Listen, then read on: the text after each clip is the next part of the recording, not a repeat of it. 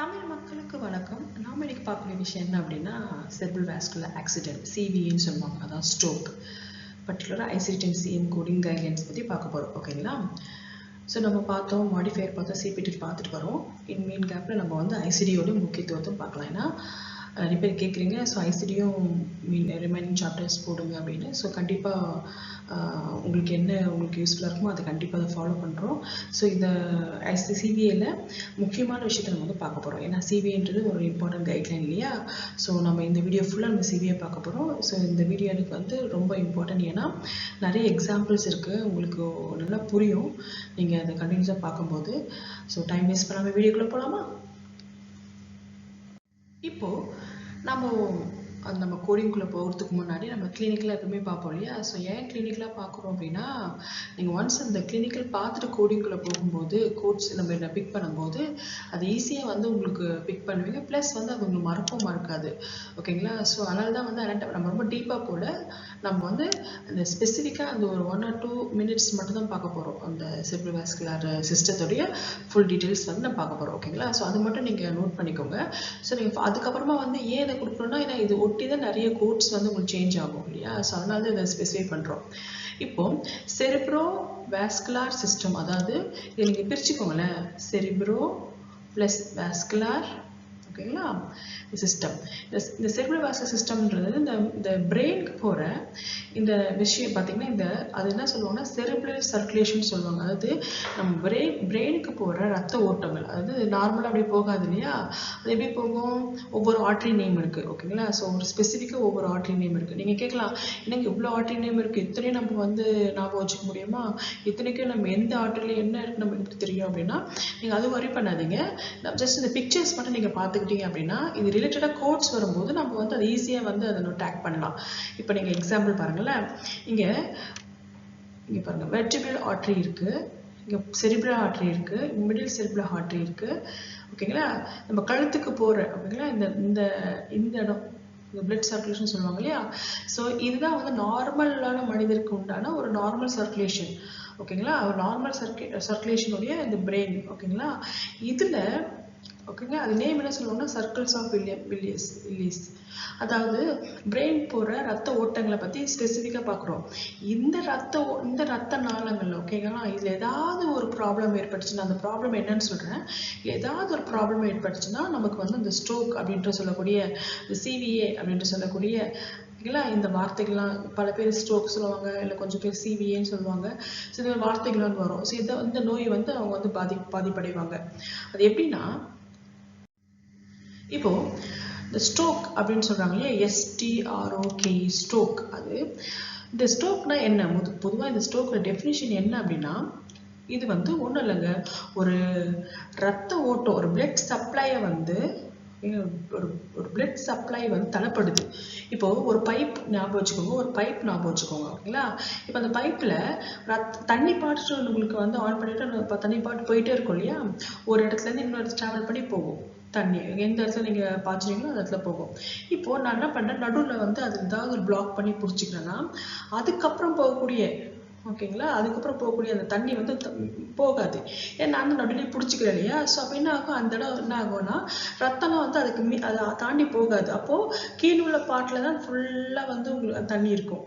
So அது same ways நீங்கள் எப்படி அப்ளை பண்ணுவீங்கன்னா, நம்ம கழுத்து இந்த பார்த்தீங்களா, இந்த பிளட் சப்ளை சர்க்குலேஷன் இருக்குங்களா, இது வழியாக தான் பிரெயினுக்கு வந்து ரத்த ஓட்டம் போகுது. நார்மலாக அப்படி தானே போகுது. ஸோ ஹார்ட்லேருந்து அப்படியே நம்ம வந்து பம்ப் பண்ணோம், மேலே போகும் இல்லையா? ஸோ இப்போ இந்த மாதிரி பர்டிகுலராக, ஓகேங்களா, இந்த இடத்துல வந்து ஏதாவது ஒரு பிளாக் ஏற்பட்டுச்சுன்னு சொன்னாலே ஏதோ ஒரு ப்ராப்ளம் ஏற்படுதுன்னு அதான் பிளாக் ஏற்படும். என்ன பிளாக் ஏற்படும்? நிறைய காரணங்கள் இருக்கலாம். இப்போ ஒரு இதாங்க ரத்த ஓட்டம், இந்த இடத்துல ஏதோ ஒரு பல்ஜிங்கோ இல்லை வந்து அத்திரோஸ்க்ளீரோசிஸ் சொல்லுவாங்க, அதாவது ஃபேட் டெபாசிட் ஆகியிருக்கும். அப்போ வந்து ஒரு பைப்பில் ஏதோ ஒரு அடைச்சிக்கிச்சு அப்படின்னா, ஒரு குப்பையோ ஏதோ ஒரு அடைச்சிச்சு அப்படின்னா அந்த தண்ணி அப்படியே முன்னாடி மாதிரி ஃபாஸ்ட்டாக போகாது, ரொம்ப கம்மியாக தான் போகும் இல்லையா? ஏன்னா சம்திங் ஏதோ அடைப்பட்டிருக்கு இல்லையா? ஸோ அப்போ என்ன ஆகும், அது அடைப்பட்டிருக்கும் போது சம்டைம்ஸ் வந்து 90% அடைப்பட்டிருக்கு, அப்போ கொஞ்சம் தண்ணி மட்டும் போகும். சம்டைம்ஸ் வந்து ஃபுல்லாக அந்த ஒரு குப்பை மாதிரி அடைப்பட்டுச்சு அப்படின்னா அதுக்கப்புறம் தண்ணியே போகாது இல்லையா? ஸோ அதே ஒரு ஃபார்முலா தான் இங்கே அப்ளை பண்ணுவீங்க. இப்போது ஒரு இடத்துல ரத்தம் வந்து ஒரு பிளாக் ஆயிடுச்சு அப்படின்னா அதுக்கு மேலே போகக்கூடிய இடத்துல வந்து ரத்தம் போகாது. அப்போ என்ன ஆகும், ரத்தத்தில் தானே ஆக்சிஜன்ஸ்லாம் இருக்குது. ஸோ அதானே சப்ளை பண்ணணும், ட்ராவல் பண்ணி நம்ம பிரெயினுக்குள்ளே அத்தனை நியூட்ரிஷன்ஸ்க்கு வந்து கொடுக்கணும் இல்லையா, அந்த டிஷ்யூஸ்க்கு எல்லாத்துக்கும் வந்து ஆக்சிஜன் தேவைப்படும். ஸோ பிளட் சர்க்குலேஷன் இப்படி தான் போகுது. ஆனால் எப்போ இது வந்து ஸ்ட்ரோக் சொல்கிறோன்னா, இந்த ஒரு பிளட் சர்க்குலேஷனில் ஏதோ தடைப்பட்டிருக்கு, ஏதோ கிளாட் ஆயிருக்கு, ஓகேங்களா, ஏதோ ஒரு ப்ராப்ளம் ஆயிருக்குன்னா அதுக்கப்புறம் போகக்கூடிய அந்த பிளட் சர்க்குலேஷன் ஸ்டாப் ஆனதால மீதி உள்ள பார்ட்டுக்கு ரத்தம் போகாதால அது என்ன ஆகும்னா, அந்த பிரெயின் டிஷ்யூ இருக்கு பார்த்தீங்களா, அங்கே வந்து பிளட் சர்க்குலேஷன் இருக்காது. அப்போ இல்லாதப்ப அது ரொம்ப நாளில் ஓகே பிளட் சர்க்குலேஷன் இல்லை, மேபி ஒரு 2 or 3 days கழிச்சு மறுபடியும் அது வந்து நம்ம ட்ரீட்மெண்ட் பண்ணும்போது அது சரியாயிடணும். அப்படி இல்லை, பிரெயின் வந்து ரொம்ப ரொம்ப ரொம்ப கிரிட்டிக்கல் பார்ட் இல்லையா. ஸோ அந்த இடத்துல வித்தின் மினிட்ஸில் உங்களுக்கு வந்து அது பிளாக் ஆகும். பேஷண்ட் வந்து இஸ் கோயிங் டு டை. அந்த அளவுக்கு வந்து ஒரு ரொம்ப மோசமான ஒரு பின்விளைவில் ஏற்படுத்தக்கூடிய ஒன்று. அதாவது அந்த பர்டிகுலராக பிரெயினுக்கு போகிற அந்த ஏரியாவில் ஏதாவது ஒரு தடை ஏற்பட்டுச்சு அப்படின்னா அதுக்கப்புறம் பிளட் சர்க்குலேஷன் இருக்காது. அப்போ இல்லாத பட்சத்தில் என்ன ஆகும்னா, சடனாக என்ன ஆகும், ஸ்டாப் ஆகும்போது அங்கே என்ன ஆகும், பர்டிகுலராக அந்த ஏரியா வந்து இன்ஃப்ராக்ஷன் ஆகும் இல்லையா. இன்ஃப்ராக்ஷன்னா அந்த இடத்துல வந்து அந்த ரத்தம் சுத்தமாக போகாதால அந்த இடம் ஃபுல்லாக வந்து என்ன ஆகும், அந்த டிஷ்யூவில் செத்து போயிடும் இல்லையா. ஸோ அப்போ என்ன ஆகும், டிஃபால்ட்டாக வந்து பேஷண்ட் வந்து டை. ஓகேங்களா. ஸோ இதுதான் வந்து என்ன பண்ணுவாங்க, அப்போது என்ன பண்ணுவாங்க, பேஷண்ட்டுக்கு வந்து இந்த மாதிரி ஸ்ட்ரோக் பேஷண்ட்டுக்கு வந்து அங்கே தடைப்படுது இல்லையா. ஸோ அப்போ என்ன பண்ணுவாங்க, இமீடியட்டாக ஏதாவது ஒரு ட்ரீட்மெண்ட் பண்ணுவாங்க. ஸோ ஒன்று அந்த ரத்தம் ஈஸியாக போகிற அளவுக்கு ஏதாவது மெடிசின் கொடுப்பாங்க. ஓகேங்களா. ஸோ இந்த மாதிரி ஒரு நிறைய விஷயம் இருக்குது. சர்ஜிக்கல் பார்ட்டும் இருக்குது. ஓகே, அந்த பிளட் எவாக்குவேட் பண்ணுவாங்க. இந்த மாதிரி நிறைய பார்ட் இருக்குது. ஸோ இப்போதைக்கு நம்ம வந்து கிளினிக்கல் பார்ட் மட்டும் தான் பார்க்குறோம். பொதுவாக நீங்கள் ஒன்றே வந்து புரிஞ்சுக்கணும், ஸ்ட்ரோக்னா ஒன்றும் இல்லைங்க, பிளட் சர்க்குலேஷன் வந்து தடைப்படுது. ஓகேங்களா. சில காரணத்தால். அந்த காரணம் என்னென்ன பார்க்கலாம். ஸோ சில காரணத்தால் பிளட் சர்க்குலேஷன் தடைப்படுது. அதனால என்ன ஆகுதுன்னா, ஆக்சிஜன் சப்ளை போகாதால ஸோ பிளட்டுடைய இந்த பிரெயினுடைய இந்த டிஷ்யூ அந்த செல் எல்லாமே வந்து பிகின் டு டை. ஓகேங்களா. ஸோ இதுதான் வந்து மெயின் டெஃபினிஷன். இப்போது நீங்கள் அஸ் அ கோடராக நம்ம வந்து சில விஷயத்தை பார்க்க வேண்டியது வரும். ஸ்ட்ரோக் அப்படின்னா ஒரே ஒரு கோடு தான் எடுத்து போட்டு போகலாம் அப்படின்ற மாதிரி இல்லை. இந்த ஸ்ட்ரோக் ஏன் இதை முக்கியத்துவம் சொல்கிறேன்னா, இந்த ஸ்ட்ரோக்கில் நிறைய கோட்ஸ் வந்து உங்களுக்கு பார்த்தீங்கன்னா அந்த டிஃப்ரெஷன், அதாவது 7th கேரக்டர் 6th கேரக்டர்லாம் மாறும். இதை பொறுத்து இந்த அனாட்டமிக்கல் சைட் பொறுத்து. இப்போது ஒரு பேஷண்ட் ஸ்ட்ரோக் அஃபெக்ட் ஆகிறாங்க அப்படின்னா எந்த இடத்துல அவங்களுக்கு வந்து அஃபெக்ட் ஆகிருக்காங்க அதுன்றது ரொம்ப முக்கியம். சில பேஷண்ட் வந்து ரைட் சைடு, சில பேஷண்ட் லெஃப்ட் சைடு அஃபெக்ட் ஆவாங்க, சில பேஷண்ட் வந்து பிரெயின் ஸ்டெம்மில் அஃபெக்ட் ஆவாங்க. ஸோ இந்த மாதிரி வந்து செரிப்ரமில் ஓகேங்களா, அந்த பாட்ஸ் ஏரியா, அந்த மாதிரி ஏரியாவில் ஏதாவது ஒரு பர்டிகுலர் ஏரியாவில் வந்து பிளாக் ஆகும் இல்லையா. ஸோ அந்த எந்த ஏரியாவில் பிளாக் ஆகுதோ அந்த ஏரியா உட்படுத்தி வரக்கூடிய அந்த ஃபங்க்ஷன்லாம் வந்து ஸ்டாப் ஆகும். ஓகேங்களா. அது எப்படி பார்க்கலாங்களா. ஓகே, இங்கே பார்த்தீங்கன்னா அதை வந்து ஸ்ட்ரோக்கை வந்து ரெண்டாக பிரிக்கிறாங்க. ரெண்டே விஷயம் தான். ஸ்ட்ரோக் வந்து ஒன்று ஒரு ஸ்ட்ரோக்கு, இன்னொரு 2 ஸ்ட்ரோக் இருக்குன்னு சொன்னீங்களா. அந்த ஒரு ஸ்ட்ரோக் வந்து இஸ்கெமிக் ஸ்ட்ரோக் சொல்கிறாங்க. இன்னொரு ஸ்ட்ரோக் வந்து எமரேஜிக் ஸ்ட்ரோக். நீங்கள் பார்க்குறீங்க இல்லையா, ரெண்டாக பிரிக்கிறாங்க. ஒன்று இஸ்கெமிக் ஸ்ட்ரோக்கு, எமரேஜிக் ஸ்ட்ரோக். இது 2 தான். ஏன் இது 2 தான் சொல்கிறேன்னா, இந்த 2 உட்பட்டு தான் நம்ம கோட்ஸ் வந்து நம்மளுக்கு வந்து ஒவ்வொன்றுத்துக்கும் ஒவ்வொரு கோட் வரும். இஸ்கெமிக் ஸ்ட்ரோக்ஸ்னால் ஒரு கோடு வழியாக போவீங்க, எமரேஜிக் ஸ்ட்ரோக்னால் இன்னொரு கோடு வழியாக போவீங்க. ஓகேங்களா. ஸோ இஸ்கெமிக் ஸ்ட்ரோக் வந்து மெயின். ஓகேங்களா. அது வந்து ரெண்டாக பிரிக்கிறாங்க. அந்த இஸ்கெமிக் ஸ்ட்ரோக்கை ரெண்டாக பிரிக்கிறாங்க. அது ஒன்று வந்து த்ரோம்பாட்டிக், இன்னொன்று வந்து எம்போலிக். ஸோ முதல்ல அந்த இஸ்கெமிக் ஸ்ட்ரோக்னா என்ன, எம்போலிக் ஸ்ட்ரோக்னா எல்லாமே வரப்போகுது. உங்களுக்கு எல்லாம் கிளியர் கட்டில் இருக்கும். நீங்கள் எந்த டவுட்ஸும் உங்களுக்கு டவுட்ஸே வருது. ஏன்னா வந்து எப்படி சொன்னால் உங்களுக்கு புரியும் அப்படின்னு சொல்லி தான் இந்த ஸ்லைடை 1 by 1 பிரித்து போட்டிருக்கோம். ஸோ நீங்கள் இப்போதைக்கு வாட் இஸ் டெஃபினிஷன் ஸ்ட்ரோக்குன்னு பார்த்துட்டீங்க. ரெண்டாவது அது என்ன கிளாசிஃபிகேஷன், என்ன டைப்ஸ் மட்டும் இப்போ பார்க்குறீங்க. ஓகேங்களா. ஸோ 2 டைப்பு, ஒன்று இஸ்கெமிக் டைப்பு, இன்னொன்று வந்து எமரேஜிக் ஸ்ட்ரோக்கு. ஸோ இஸ்கெமிக்கில் 2ஆக பிரிக்கிறாங்க, த்ரோம்பேட்டிக் அண்ட் எம்போலிக். அதே மாதிரி எமரேஜிக்கில் வந்து 2ஆக பிரிக்கிறாங்க, இன்ட்ராசெரிப்ரல் ஹெமரேஜ் அண்ட் சப்அர்கனைட் ஹெமரேஜ். ஸோ இதெல்லாம் பார்க்கறதுக்கு முன்னாடி உங்களுக்கு தெரியணும் இஸ்கெமிக் ஸ்ட்ரோக்னா என்ன, எமரேஜிக் ஸ்ட்ரோக்னா என்ன. இது 2 என்னன்னு தெரிஞ்சிட்டிங்கன்னா அதுக்கப்புறம் டைப்ஸ்லாம் உங்களுக்கு ஈஸியாக புரிஞ்சிடும். நீங்க கேட்கலாம், என்னங்க ரெண்டா பிரிக்கிறீங்க, அதையும் ரெண்டா பிரிக்கிறீங்க, இதெல்லாம் எப்படி நான் வந்து கோட்ஸ் எடுத்து எழுத முடியும், இது எனக்கு எப்படி இது புரியும் அப்படின்னா, இது வந்து நம்ம ஒரு கிளினிக்கலாக அதாவது இந்த கிளினிக்கல் வைஸில் நீங்கள் தெரிஞ்சிட்டீங்க அப்படின்னா, இந்த கோடை எடுக்கும்போது தெரிஞ்சிடும். ஓகே, இது ரெண்டு டைப் இருக்கு இல்லையா, ஸோ அது ரிலேட்டடாக அந்த ஃபேமிலி வேறு. ஸோ 2 ஃபேமிலியை பிரிக்கிறாங்க. ஒரு ஃபேமிலி இஸ்கெமிக் ஸ்ட்ரோக் ஃபேமிலி, இன்னொரு ஃபேமிலி வந்து ஹெமரேஜிக் ஸ்ட்ரோக் ஃபேமிலி. இப்படி ஃபேமிலியாக பிரிச்சிட்டிங்க அப்படின்னா உங்களுக்கு வந்து ஈஸியாக இருக்கும். அதை பார்க்கலாங்களா? இங்கே பாருங்களேன், இங்கே உங்களுக்கு சொல்லியிருக்கோம் பாருங்க, இஸ்கெமிக் ஸ்ட்ரோக். இஸ்கெமிக் ஸ்ட்ரோக் அப்படின்னா அது ஒன்றும் இல்லைங்க. இஸ்கெமிக் ஸ்ட்ரோக்ன்றது வந்து ஏதோ ஒரு விஷயம் வந்து பிளாக் ஆகுது. ஓகேங்களா, ஏதோ ஒரு விஷயம் பிளாக் ஆகுது சொல்கிறேன் இல்லையா, அது வந்து பிளட் கிளாட்டாக இருக்கலாம். சம்டைம்ஸ் வந்து பிளட் கிளாட் என்ன ஆகும்னாங்கன்னா, ஒரு இடத்துல இருந்து இன்னொரு இடத்துக்கு வந்து ட்ராவல் ஆகும். ஸோ அப்படி ட்ராவல் ஆகும்போது எந்த இடத்துல போய் நிற்குதோ அந்த இடத்துல தடைப்பட்டுரும் இல்லையா. இப்போ ஒரு சேம் அப்ளை பண்ணுங்களேன். ஒரு பெரிய பைப்பில் ஏதோ ஒரு சின்னதாக ஏதோ ஒரு ஒரு பொருள் வந்து உள்ளே போய் மாட்டிக்குது இல்லையா. ஸோ அது என்ன ஆகும், அப்படியே போயிட்டு தண்ணி ஓடுற இடத்துலயே அதே ஓடுது. அந்த அந்த அந்த கிளாட்டம், இந்த ஒரு டாப் ஒரு சின்னதாக ஒரு வச்சுக்கிங்களேன், அந்த விஷயம் ஓடுது. போகும்போது ஒரு கட்டத்தில் என்ன ஆகும் அப்படின்னா பிளாக் ஆகிடும். ஓகேங்களா. ஸோ அப்போ ட்ராவல் பண்ணும், 1 ஏரியாலேருந்து இன்னொரு ஏரியா வந்து ட்ராவல் பண்ணும். அந்த ஒரு அதே மாதிரி பிளட் சர்க்குலேஷன் ஒரு ஏரியாலேருந்து இன்னொரு ஏரியா, அந்த கிளாட் வந்து ட்ராவல் ஆகும். அதுக்கு பேர் தான் வந்து உங்களுக்கு வந்து எம்போலிக் ஸ்ட்ரோக் சொல்லுவாங்க. ஓகேங்களா, ஒரு இடத்துல இருந்து இன்னொரு இடத்துக்கு வந்து ட்ராவல் ஆகுது. இது வந்து எம்போலிக் ஸ்ட்ரோக் சொல்லுவாங்க. இப்போ இன்னொன்று சொல்லுவாங்க, இப்போ அதில் வந்து த்ரோம்பாட்டிக் வந்து ட்ராவலே ஆகாது. அதே இடத்துல பிளாக், அந்த கிளாட் வந்து அதே இடத்துல தான் இருக்கும். அது வந்து என்ன ஆகும்னா அது வந்து த்ரோம்பாட்டிக் சொல்லுவாங்க. த்ரோம்பாட்டிக் ஸ்ட்ரோக் அண்ட் எம்போலிக் ஸ்ட்ரோக் ரெண்டுத்துக்கு என்ன வித்தியாசம், அதாவது இஸ்கெமிக் ஸ்ட்ரோக் இருக்கு இல்லையா, அந்த இஸ்கெமிக் ஸ்ட்ரோக்கை ரெண்டாக பிரிக்கிறாங்க. இஸ்கெமிக் ஸ்ட்ரோக்னா என்ன, சம்திங் இஸ் கிளாட், சம்திங் இது அடப்பட்டிருக்கு. என்ன அடப்பட்டிருக்கு, 2 வகை அடப்படலாம். ஒன்று த்ரோம்பாட்டிக் ஸ்ட்ரோக்காக இருக்கலாம், இன்னொன்று வந்து இஸ்கெமிக் ஸ்ட்ரோக் எம்போலிக் ஸ்ட்ரோக்காக இருக்கலாம். த்ரோம்பாட்டிக் ஸ்ட்ரோக் வந்து பிளட் கிளாட் தான். ஓகேங்களா, பிளட் கிளாட் தான், ஆனால் அது அதே இடத்துல தான் இருக்கும். மேலே இப்போ ஒன் ஏரியாலேருந்து இன்னொரு ஏரியா ட்ராவலே ஆகாது. ஓகேங்களா, பட் எம்போலிக் வந்து ட்ராவல் ஆகும், ஒரு ஏரியாலேருந்து இன்னொரு ட்ராவல் ஆகும். இந்த படத்தில் நீங்கள் பார்க்குறீங்க இல்லையா. ஸோ இதை பிரெயினோட ஸ்ட்ரக்சர் வச்சுக்கோங்களேன். இந்த த்ரோம்பஸ் இருக்குங்க, த்ரோம்பாட்டிக் இந்த ஒரே ஏரியாவில் மட்டும் தான் இருக்காது, அப்புறம் போகலை.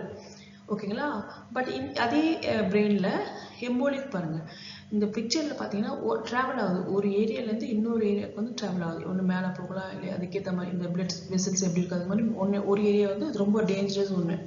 அப்படி போக முடியாதுல, அப்படி போச்சுன்னா இன்னும் ரொம்ப சிவியர் கேஸ் ஆகும். ஸோ எம்போலிக் ரொம்ப சிவியர் கேஸ் ஆகும். ஓகேங்களா, ஸோ இஸ்கெமிக்னாலே something is clot, something is அடப்பட்டிருக்கு. அந்த பிளட் கிளாட் வந்து அடப்பட்டிருக்கு. இது வந்து ஒரு பெரும்பாலும் ஒரு 100% பேஷண்ட் ஸ்ட்ரோக் அஃபெக்ட் ஆகிறாங்கன்னா அதில் 80% ஆஃப் ஸ்ட்ரோக் பீப்புள் வந்து இப்படி தான் இருப்பாங்க. ஒன்று அவங்க இஸ்கெமிக் ஸ்ட்ரோக்காக இருப்பாங்க, இல்லாட்டி வந்து த்ரோம்பாட்டிக் ஒரு எம்போலிக், அந்த இஸ்கெமிக் ஸ்ட்ரோக்காக தான் இருப்பாங்க. இந்த இஸ்கெமிக் ஸ்ட்ரோக்கு தான் வந்து 80% வந்து அஃபெக்ட் ஆவாங்க. ஓகேங்களா, என்ன 80% அஃபெக்ட் ஆவாங்கன்னா பிளட் கிளாட் வந்து இந்த மூளைக்கு போகிற ரத்த நாளங்களை அடப்பட்டுரும். இதுதான் வந்து இஸ்கெமிக் ஸ்ட்ரோக். இன்னொரு ஸ்ட்ரோக் சொன்னேன் இல்லையா, அது என்னது, ஹெமரேஜிக் ஸ்ட்ரோக். உங்களுக்கு வார்த்தையே தெரியுது, ஹெமரேஜிக்னா ஒன்றும் இல்லை, அந்த பிளட் வந்து என்ன ஆகுது, ரப்சர் ஆகுது. ஓகேங்களா, அதாவது ரத்தம் வந்து அப்படின்னா என்ன ஆகுதுன்னா ரத்தம் கட்டுது. அதாவது இப்போ வந்து இது வந்து முன்னாடி இஸ்கெமிக் ஸ்ட்ரோக் வந்து ரத்த நாளங்கள் இருக்கு இல்லையா, அதுக்குள்ளே போயிட்டு பிளட் கிளாட் ஆகி எந்த இடத்துல அஃபெக்ட் ஆகுதோ அது பொறுத்து. ஓகேங்களா, த்ரோம்பாட்டிக் இல்லை எம்போலிக்கா அப்படி. பட் ஹெமரேஜிக் ஸ்ட்ரோக் அப்படி இல்லை, அந்த பிளட் சர்க்குலேஷன் நடக்குது இல்லையா, அது அப்படியே பர்ஸ்ட் ஆகிடும், வெடிச்சிடும், ரப்சர் ஆகிடும். வெடிச்சு அந்த மேலே உள்ள பார்ட் ஃபுல்லாக என்ன ஆகும் அப்படின்னா அந்த ரத்தம் வந்து அப்படி தங்கிடும். ஓகேங்களா, இப்போது நீங்கள் ஒரு பைப்பு தான், அதே பைப் தான், இந்த பைப்பை வந்து கட் பண்ணிட்டீங்கன்னா அங்கே தண்ணி உள்ளே போகலாது, தண்ணி வெளியில் அப்படியே பரவும் இல்லையா. ஸோ அதே தான், அது ரப்சர் ஆகிடும். அதே மாதிரி பிளட் வெசல் வந்து ரப்சர் ஆகிடும். ரப்சர் ஆகும்போது வெடிச்சிடும் போது ரத்தம் வந்து மேலே வந்து பரவாது, ஹெமரேஜிக் ஸ்ட்ரோக் சொல்லுவாங்க. ஓகேங்களா, இது வந்து பார்த்தீங்கன்னா 20% ஆஃப் ஸ்ட்ரோக், ஒரு 100 பேர் அஃபெக்ட் ஆகிறாங்கன்னா 20 பேர் வந்து இந்த ஹெமரேஜிக் ஸ்ட்ரோக்கால அஃபெக்ட் ஆவாங்க. ஓகேங்களா, ஆனால் மீதி உள்ள 80 பார்ட் ஃபுல்லாக வந்து இந்த இஸ்கெமிக் ஸ்ட்ரோக் தான் வந்து அஃபெக்ட் ஆகுறாங்க. அது செக் பண்ணியிருக்காங்க. ஸோ ஸ்ட்ரோக்கில் 2 தாங்க, ஒன்று இஸ்கெமிக், இன்னொன்று ஹெமரேஜிக். இஸ்கெமிக் ஒன்றும் இல்லை, பிளட் கிளாட் அஃபெக்ட் ஆகிடும்.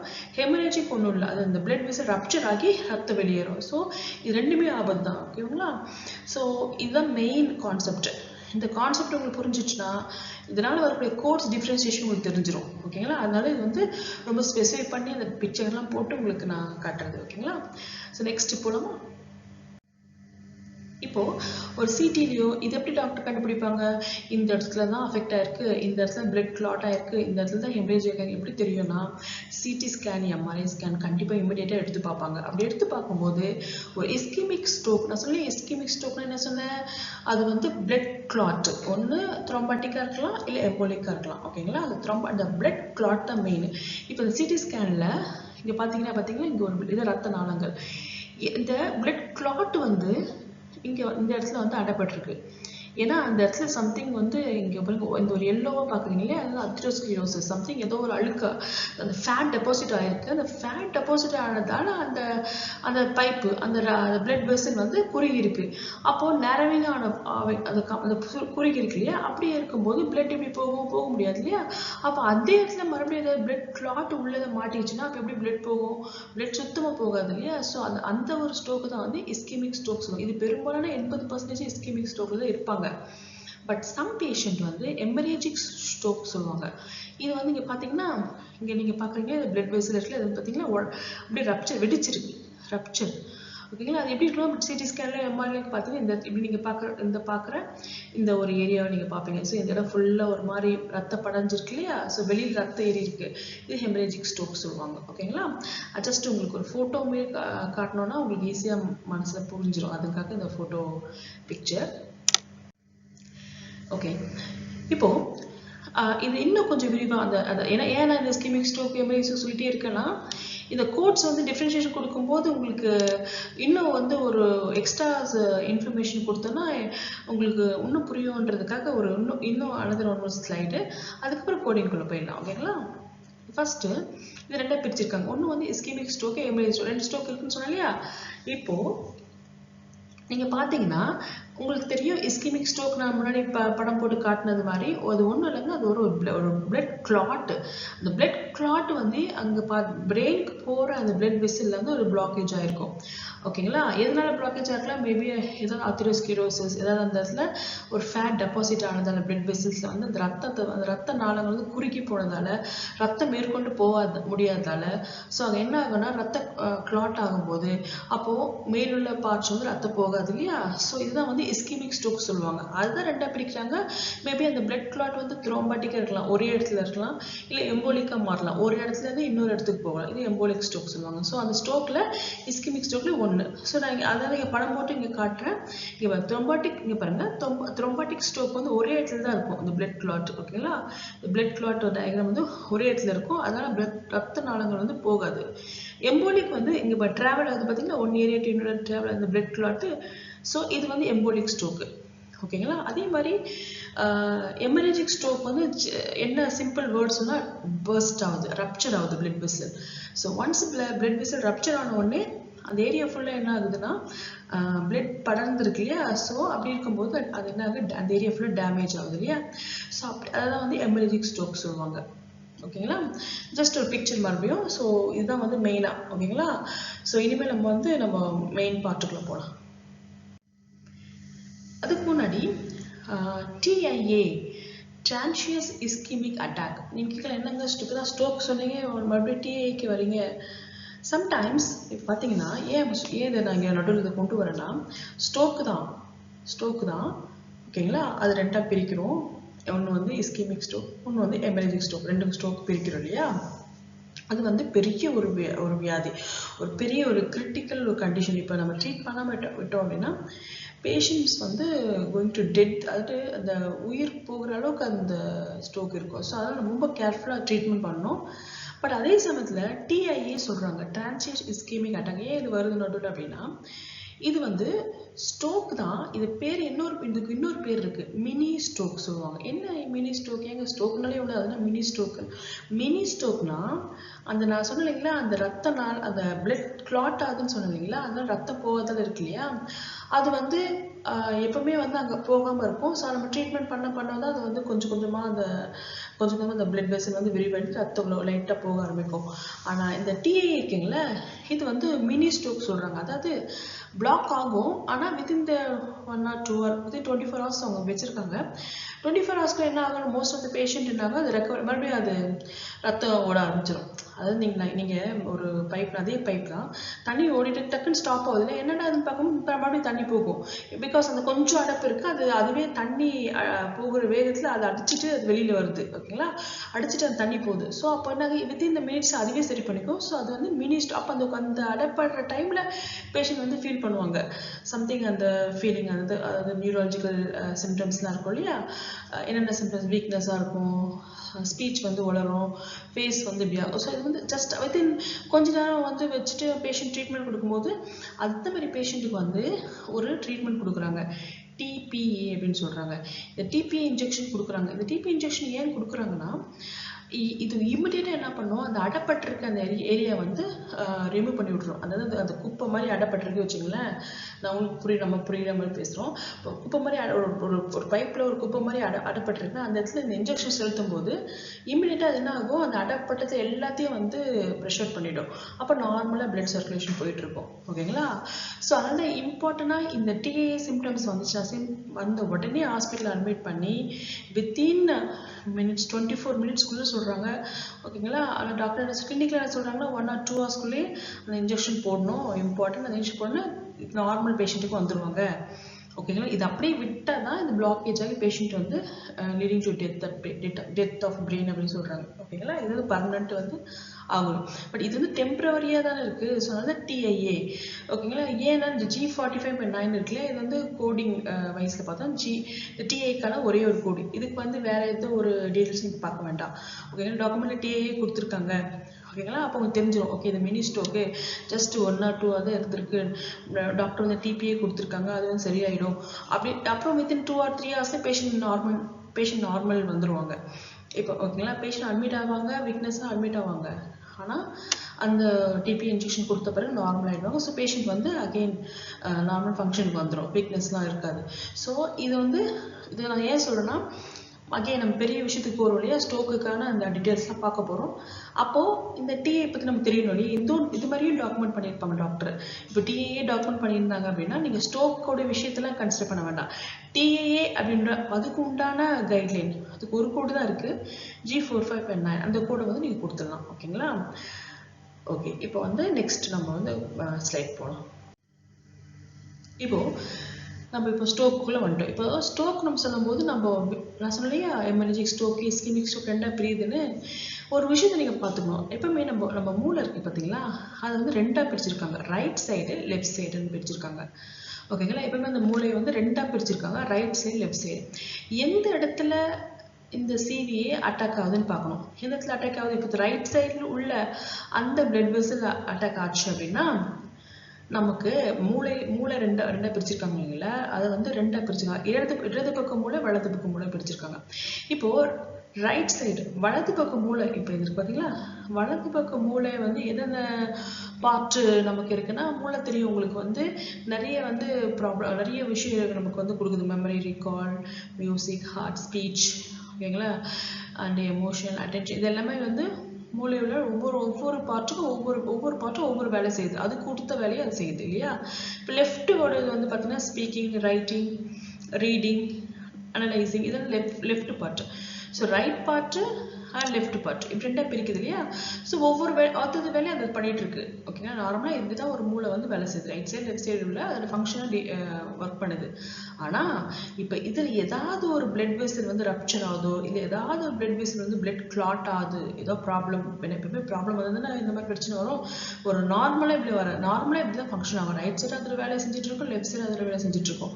Because left side speaking, writing, ஓகேங்களா. இது மாதிரி பண்ணிட்டு இருக்கும்போது ஏதோ ஒரு ப்ராப்ளம் ஆகி ஏதோ ஒரு விஷயம் நடக்கும்போது, ஏதாவது கிளாட்டோ இல்லை மேஜிக் வந்துச்சு அப்படின்னா என்ன நடக்கும் பார்க்கலாமா. இங்கே பிரெயின் நான் சொன்னீங்களா, பிரெயின் வந்து அந்த ரெண்டு வகையை பிரிக்குதுன்னு. ஸோ ரைட்டுக்கு உண்டான பிரெயின் அதில் வேலை செய்யுது, லெஃப்ட்டுக்கு உண்டான பிரெயின் அதில் வேலை செய்யுது.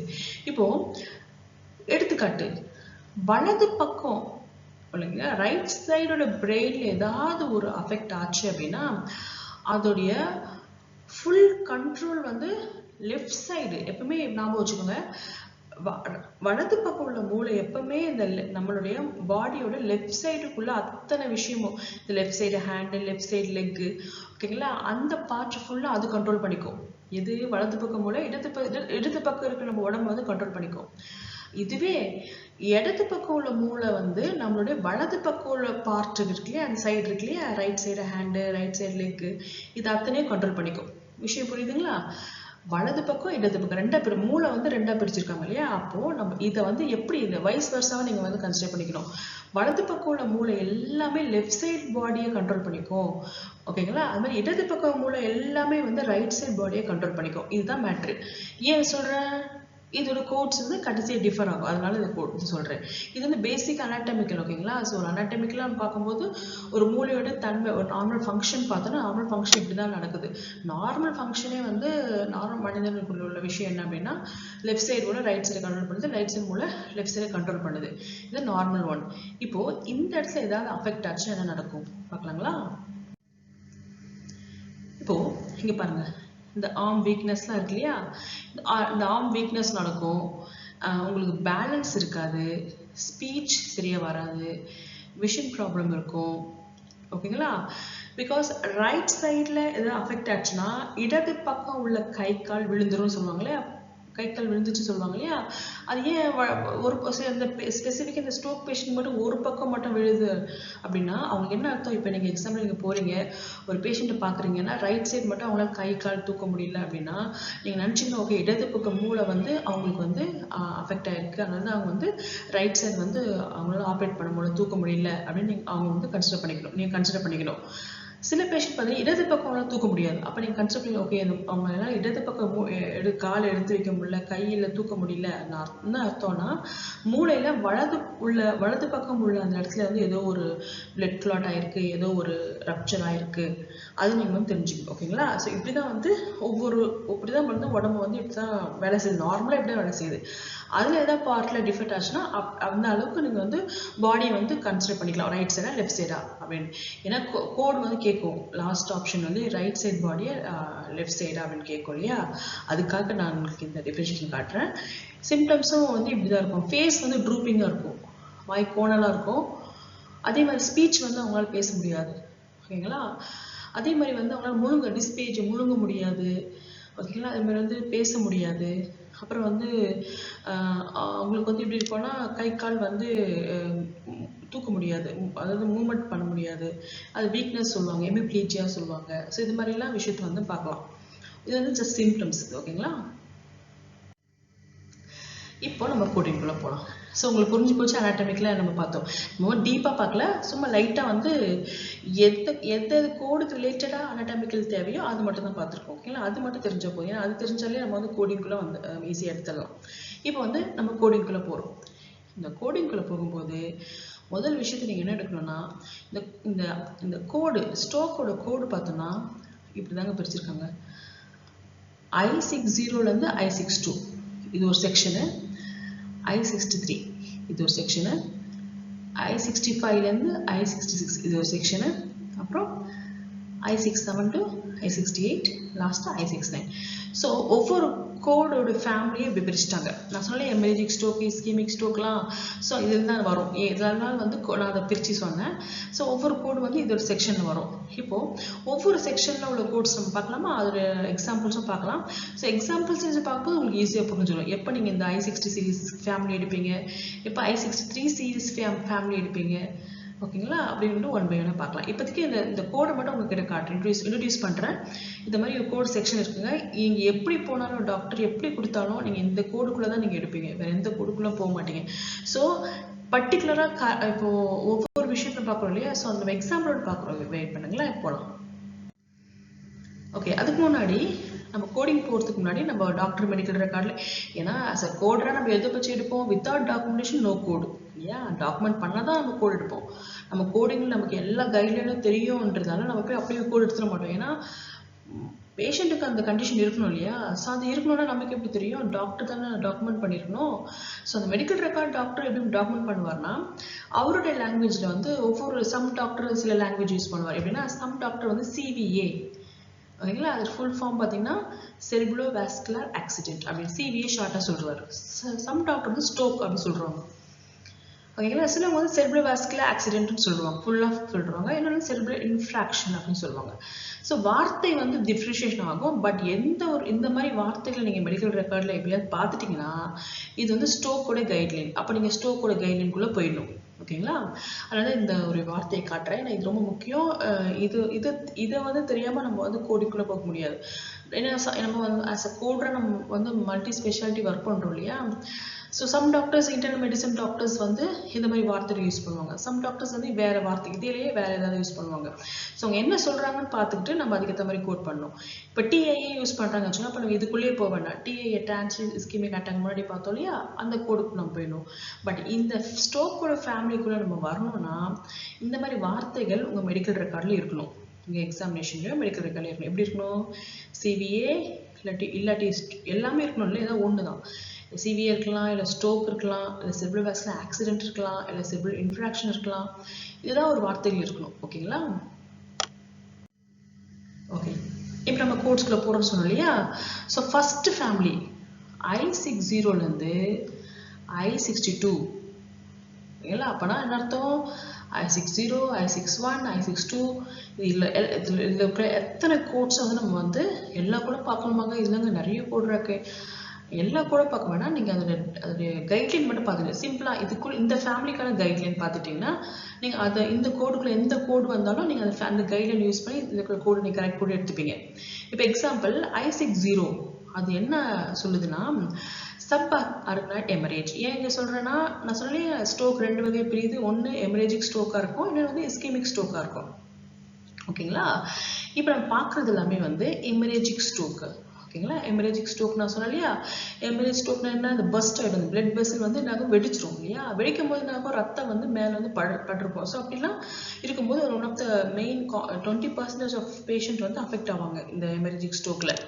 ஏங்க ரப்சர் ஆகுதுன்னு கேட்டிங்கன்னா நிறைய காரணம் இருக்குது. இப்போ வந்து பிளட்டுடைய ப்ரெஷர் உங்களுக்கு அதிகமாக என்ன ஆகும் அப்படின்னா, ப்ரெஷர் அதிகமாக பிபி வந்து பார்த்தீங்கன்னா இப்போ 222 ஆக்சுவலாக நார்மலாக என்னது 128 தான் நார்மலு. இப்போ 200 230 அப்படிலாம் இருக்கும் பேஷண்ட்டுக்கு. அப்படி இருக்கும்போது அதிகபட்சமாக ப்ரெஷர் வந்து அந்த பிளட் வெசல் தாங்க முடியாது இல்லையா. அப்போ சடனாக என்னங்க ரப்சர் வெடிச்சிடும். அப்போ வெடிக்கும் போது அந்த உள்ள இருக்க அந்த பிளட் எல்லாமே வெளியில் வந்து அந்த பிரெயினுக்கு மேலே அல்லது படந்துடும்.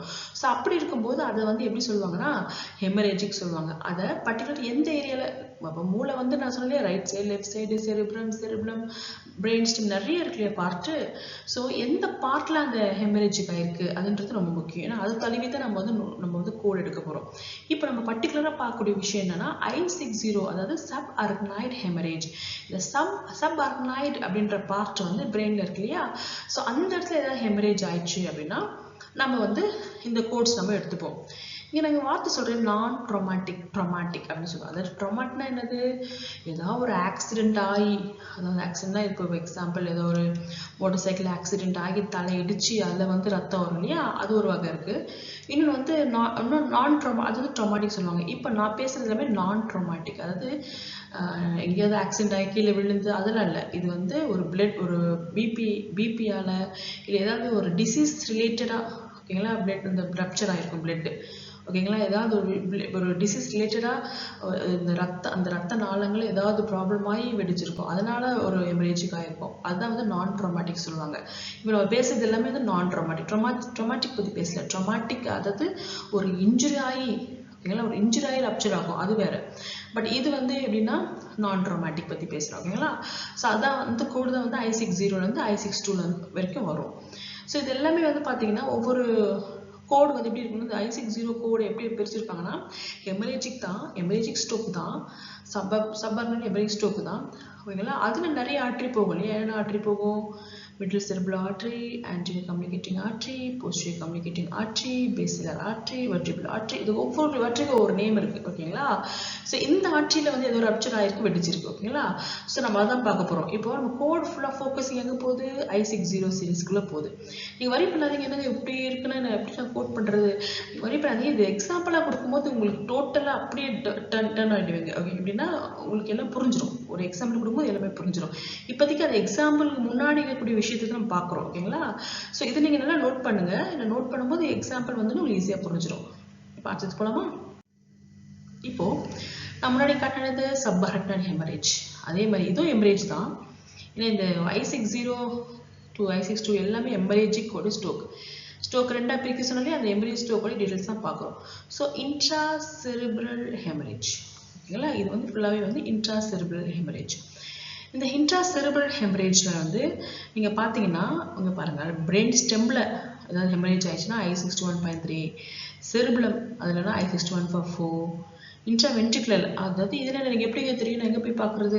உங்க மெடிக்கல் ரெக்கார்ட்ல டாக்டர் மென்ஷன் பண்ணியிருப்பாரு. நம்மளா போயிட்டு எடுக்க முடியாதுல்ல, டாக்டர் வந்து அசஸ்மெண்ட்ல மென்ஷன் பண்ணியிருப்பாரு.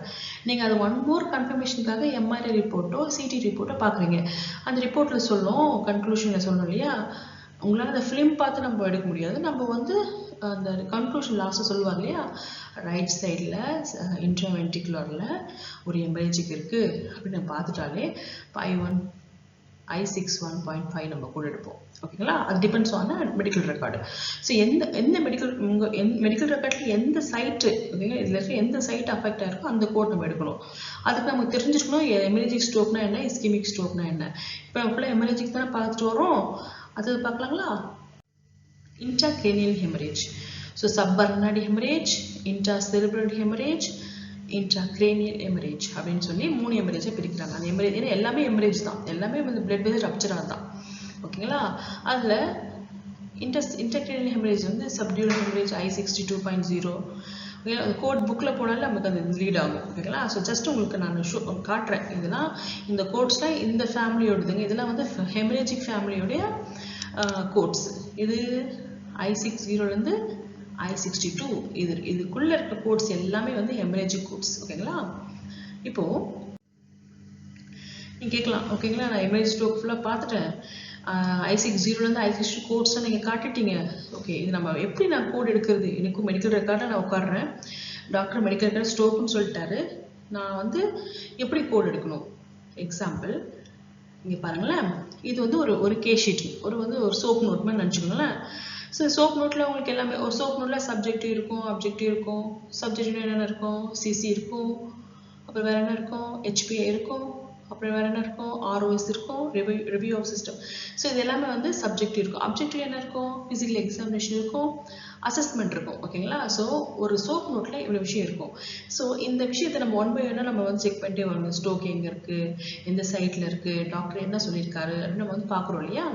அப்படி பார்க்கும்போது இந்த இடத்துல CT பிரெயின் அப்படின்ற விஷயம் வந்து மென்ஷன் பண்ணிருப்பாங்க. இங்கே intraventricular bleed, intraventricular bleed haemorrhagic ஒரு வேர்டு இருக்கும். சம் டாக்டர்ஸ் ப்ளீட் அப்படின்னு எழுதியிருப்பார் இல்லையா? ஸோ இங்கே வந்து சிடி ஸ்கேனில் இன்ட்ராவென்ட்ரிகுலர் ஹெமரேஜ். ஸோ நம்ம பார்த்தோம் ஸ்பெசிஃபிக் பிரெயினில் இன்ட்ராவென்ட்ரிகுலர் பார்த்தீங்கன்னா I61.5 இருக்குது. if it is brain stemனா I61.3 அப்படி மாறும். ஸோ இங்கே வந்து இன்ட்ராவென்ட்ரிகுலர் இருக்கு இல்லையா? நோட் பண்ணிக்கோங்க. எடுத்து நம்ம கோட் சிடிஐ வச்சு நம்ம கோட் பண்ணக்கூடாது. நம்ம என்ன பண்ணோம்? ஜஸ்ட் ஒரு ரெஃபரன்ஸ் தான். நம்மளுடைய அஸ் அ கோட் நம்மளுடைய பார்ட் என்ன? இங்கே அசஸ்மெண்ட்டில் என்ன டாக்டர் கொடுத்துருக்காரு, இம்ப்ரெஷனில் என்ன கொடுத்துருக்காரு பார்க்கணும். நீங்கள் பார்த்தோன்னா ஹைப்பர் டென்ஷன் இருக்கியா இருந்துட்டு இன்னும் வேறு என்ன இருக்குது அப்படின்னா இன்ட்ராசெரிப்ரல் ஹெமரேஜ் இல்லையா? Haemorrhagic stroke. அப்போ இங்கே ஹெமரேஜ் சொல்லிட்டாங்க இல்லையா? அப்போ என்ன அர்த்தம்? 2 ஸ்ட்ரோக் தான், ஒன்று ஹெமரேஜ் ஸ்ட்ரோக், இஸ்கெமிக் ஸ்ட்ரோக் தான். அப்போ நம்ம கன்ஃபார்ம் ஆகி இது வந்து ஹெமரேஜிக் ஸ்ட்ரோக். அப்போ ஹெமரேஜிக் ஸ்ட்ரோக்கோடைய கோட்ஸ் எல்லாமே எதுக்குள்ள அடக்கும்?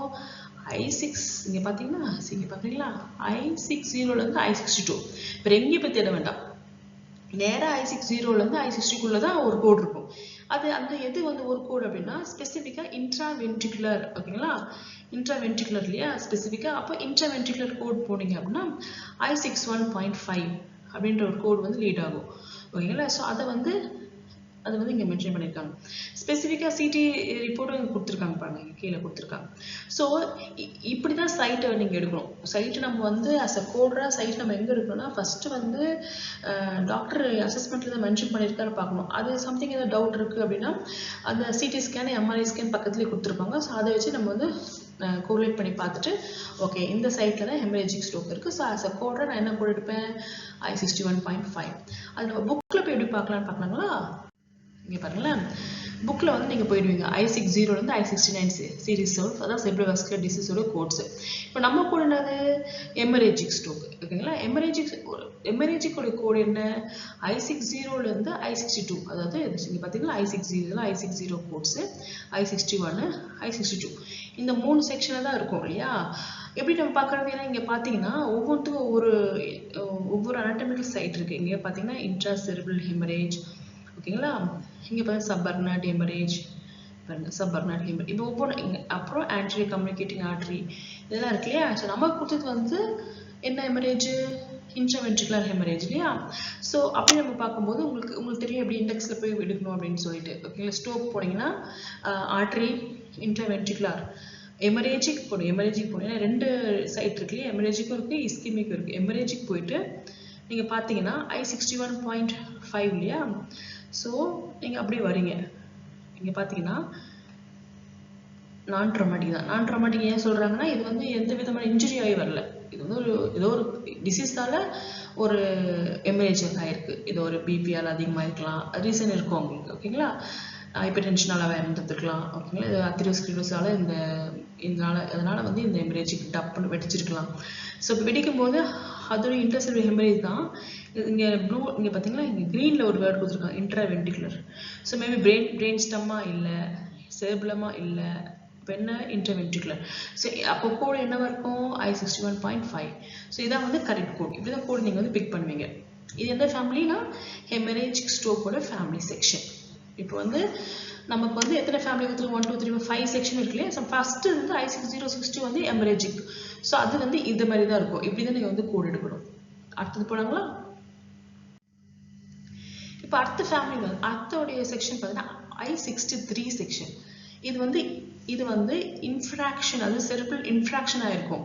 ஓகேங்களா, இப்போ வந்து எக்ஸாம்பிள் வந்து நான் சொன்னேன் 2 சைட் நீங்கள் எனக்கு சொல்லிக்கலாம், என்னங்க 2 டைப்ஸ் ஆஃப் ஹெமரேஜஸ் நீங்கள் இது செரிப்ரல் இன்ஃப்ராக்ஷன் சொல்கிறாங்களே, இது எப்படி அப்படின்னா, அதாவது 2 டைப் தான், இஸ்கெமிக்கும் ஹெமரேஜிக் 2 ஸ்ட்ரோக்கு தான் இருக்கும். ஸோ ஒன்ஸ் அந்த ஹெமரேஜுக்கும் இஸ்கெமிக்கும் ஒன்ஸ் வந்த பிறகு அந்த ஏரியா எப்படி ஆகும்னா இன்ஃப்ராக்ஷன் ஆகும். அந்த பிரெயின் செல்லோட டிஷ்யூ வந்து டெத் ஆகிட்டே இருக்கும். பிளட் நம்ம ஆக்சிஜன் சப்ளை போல இல்லையா, அப்போ என்ன ஆகும், டெத் ஆகும். ஸோ டாக்டர் எப்படி மென்ஷன் பண்ணுவார்னா செரிப்ரல் இன்ஃப்ராக்ஷன் சொல்லுவார். So cerebral vascular accident, cerebral infarction இதெல்லாம் வந்து ஒரே வேர்ட் டாக்டர் மென்ஷன் பண்ணுவார். அந்த இப்போ ஒரு வேளை டாக்டர் உங்கள் மெடிக்கல் ரெக்கார்டில் செரிப்ரல் இன்ஃப்ராக்ஷன் சொல்லிட்டார் அப்படின்னா நீங்கள் ஒரே சைட்டில் போய் பார்ப்பீங்க. அந்த I63 சீரீஸ் தான் நீங்கள் ஒரே இதுதான் பார்ப்பீங்க. ஓகேங்களா, அப்படி பார்க்கும்போது ஒருவேளை அந்த இன்ஃப்ராக்ஷன் எந்த சைட்ல எந்த ஆர்டரியில் இருக்குது, ஒருவேளை அது வந்து வெர்டிபிள் ஆர்டரியா, கெரட்டட் ஆர்டரியா, ஓகேங்களா, டாக்டர் வந்து த்ரோம்போசிஸ் மென்ஷன் பண்ணியிருக்காரா, எம்போலிசம் மென்ஷன் பண்ணியிருக்காருன்னு பார்க்கணும். இந்த ஸ்பெசிஃபிக்காக என்னன்னு பார்க்கணும் உங்களுக்கு. ஓகேங்களா, அது பார்க்கறாங்களா. இங்கே வந்து செரிப்ரல் இன்ஃப்ராக்ஷன் பார்த்தீங்கன்னா அதை ஸ்பெசிஃபிக்காக மென்ஷன் பண்ணியிருக்கணும். ஓகேங்களா, ஓகே, அது நீங்கள் கேட்கலாம். ஓகேங்க, அது ஓகே, அது மென்ஷன் பண்ணியிருப்பாங்க டாக்டர், நான் எப்படி மெடிக்கல் ரெக்கார்டில் எடுக்கிறது அப்படின்னு கேட்டிங்கன்னா, இப்போ எக்ஸாம்பிள் நான் உங்களுக்கு அது காட்டட்டுமா. இங்கே பாருங்கள்,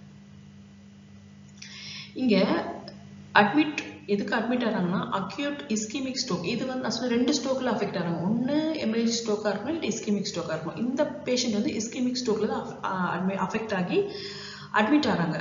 ஏன்னா சடனாக உங்களுக்கு டிசீனஸ் வந்திருக்கு. நீங்கள் பார்த்தீங்கன்னா அப்புறம் வீக்னஸ் இருக்கா, ரைட் ஆர்ம் வீக்னஸ் இருக்குது. நீங்கள் பார்த்தீங்கன்னா இந்த டிசீனஸ், இந்த வீக்னஸ் இது எல்லாமே வந்து ஸ்ட்ரோக்குடைய அறிகுறி. அதாவது நம்ம எல்லா பேஷண்ட்டும் அதாவது எல்லா பேஷண்ட் சொல்ல முடியாது, பெரும்பாலான 90% பேஷண்ட் வந்து ஏர்லி மார்னிங் தான் அஃபெக்ட் ஆகிறாங்க. ஏன்னா படுத்து தூங்கி காலையில் எழுந்துட்டாங்களா, நிறைய பேஷண்ட் வருவாங்க, நான் 5 AM or 6 AM எழுந்தேன், வேக்கப் பண்ண சடனாக நான் என்ன ஃபீல் பண்ணேன்னா வீக்னஸாக இருக்குது, என்னை வந்து என்னால் வந்து ஃபேஷியல் ட்ரூப்பாக இருக்குது, இந்த மாதிரி விஷயம் சொல்லுவாங்க. ஏன்னா அந்த ஒரு பர்டிகுலர் டைமில் மோஸ்ட் ஆஃப் பேஷண்ட் அஃபெக்ட் ஆகிறாங்க. ஏன் அந்த ஒரு டைப்னா அது பிரெயினுடைய ஃபங்க்ஷன்ஸில் அது மாறுபடுது அந்த டைமில். ஓகேங்களா, ஸோ அதனால வந்து இது வந்திருக்கலாம். நானும் நிறைய கோட் பண்ணும்போது மேக்ஸிமம் வந்து மார்னிங் டைமில் தான் வந்து அஃபெக்ட் ஆகிறாங்க. ஓகேங்களா, அது வந்து பர்டிகுலர் இந்த ஸ்ட்ரோக்குக்கு. ஓகேங்களா, ஸோ அவங்க எப்படி இருக்குன்னா டிசீனஸாக இருக்கும், காலையில் ஏஞ்சோடனே தளர்ந்து இருக்கிற மாதிரி இருக்கும், வீக்னஸாக இருக்கும், ஸ்பீச் வந்து அப்படி வளரும், இந்த மாதிரிலாம் இருக்கும். ஓகேங்களா, ஸோ இந்த பேஷண்ட் அதுதான் வர்றாங்க, இந்த சிம்டம்ஸ் இருக்குது அதான் வர்றாங்க. ஓகேங்களா, எதுக்கு வராங்க, டாக்டர்கிட்ட வராங்க, இயருக்கு வராங்க. அப்புறம் டாக்டர் இந்த சிம்டம்ஸ்லாம் பார்த்த உடனே டாக்டர் என்ன தெரியும் டாக்டருக்கு. அப்போ டக்குனு என்ன பண்ணுவார், சிடியோ எம்ஆர்ஐ வந்து ஆர்டர் பண்ணுவார். சிடியோ எம்ஆர்ஐ ஆர்டர் பண்ணி பிபியை வந்து முதல்ல லோ பண்ணும். பிபி இருக்கான்னு பார்த்துருவோம், ஒன்று லோ பண்ணும். லோ பண்ணி பார்த்து இசிஜியில் எடுத்து பார்க்குறாரு. ஸோ எம்ஆர்ஐ ஸ்கேனில் இங்கே பாருங்கள், எம்ஆர்ஐ ஸ்கேனில் என்ன சொல்லியிருக்காங்க பார்த்தீங்களா, இங்கே பார்த்தீங்கன்னா உங்களுக்கு தெரியும், acute infraction left posterior cerebral artery. இந்த cerebral artery posteriorல ஒரு இன்ஃப்ராக்ஷன் இருக்கு அப்படின்னு சொல்றாங்க. ஓகேங்களா? இப்போ வந்து I63 உண்டான அந்த ஃபேமிலி. ஸோ நீங்கள் எப்படி கோட் எடுப்பீங்க? ஸோ இங்கே வந்து பார்த்தீங்கன்னா இங்கே இம்ப்ரெஷன்லேயே அதான் சொல்கிறாங்க. ஓகேங்களா? ஸோ நம்ம வந்து அது எப்படி கோட் எடுக்கணும்னு பார்க்கலாமா?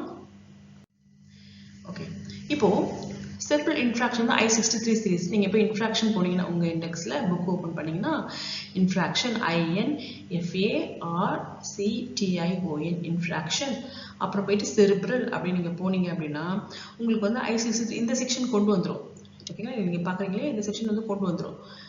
இப்போது இந்த கொண்டு வந்தோடனே நீங்கள் என்ன பண்ணணும், செக் பண்ணி பார்க்கணும் இது எந்த ஆர்டரியில் இருக்குதுன்னு பார்க்கணும். ஏன்னா எந்த பிரெயின் தான், இதுதான் ஸ்பெசிஃபிக்காக வந்து இது இஸ்கெமிக் ஸ்ட்ரோக்கு தான். ஸ்பெசிஃபிக்காக இன்ஃப்ராக்ஷன் சொல்கிறாங்க, செரிப்ரல் இன்ஃப்ராக்ஷன் போய்டும். இன்னும் ஸ்பெசிஃபிக்காக இன்னும் ஆர்டரி, நிறைய ஆர்டரி இருக்கு இல்லையா, ஆன்டீரியர் கம்யூனிகேட்டிங் ஆர்டரி இருக்குது, போஸ்டீரியர் கம்யூனிகேட்டிங் ஆர்டரி இருக்குது, செரிப்ரல் ஆர்டரி இருக்குது, நிறைய ஆர்டரி இருக்கு இல்லையா. பட் நம்ம சிடியில் முன்னாடி என்ன பார்த்தோம்னா posterior cerebral artery, left side posterior cerebral artery நம்ம பார்த்தோம் இல்லையா. இங்கே பாருங்கள், இந்த ஒவ்வொரு வார்த்தையும் ரொம்ப ரொம்ப இம்பார்ட்டன்ட். அதனால தான் நான் வந்து அனாட்டமிக்கல் நம்ம பார்க்கும்போது ஈச் அண்ட் எவ்ரி இது பார்த்தீங்கன்னா அது கூட கேட்கும். இப்போ பாருங்கள், cerebral infarction due to occlusion or stenosis, அதை பற்றி எதுவுமே சொல்லலை. அதனால் அன்ஸ்பெசிஃபை எடுத்துட்டு லெஃப்ட் ரொம்ப முக்கியம். ஏன்னா இங்கே லெஃப்ட் சொல்கிறாங்க இல்லையா, லெஃப்ட் போஸ்டீரியர் இல்லையா, அப்புறம் செரிப்ரல் இருக்கு இல்லையா, அப்புறம் here artery, so cerebral artery. So left posterior cerebral ஆர்டரியில் ஒரு இன்ஃப்ராக்ஷன் இருக்குது. அப்போ I6353 இதான் வந்து கரெக்ட் ஆன்சர்.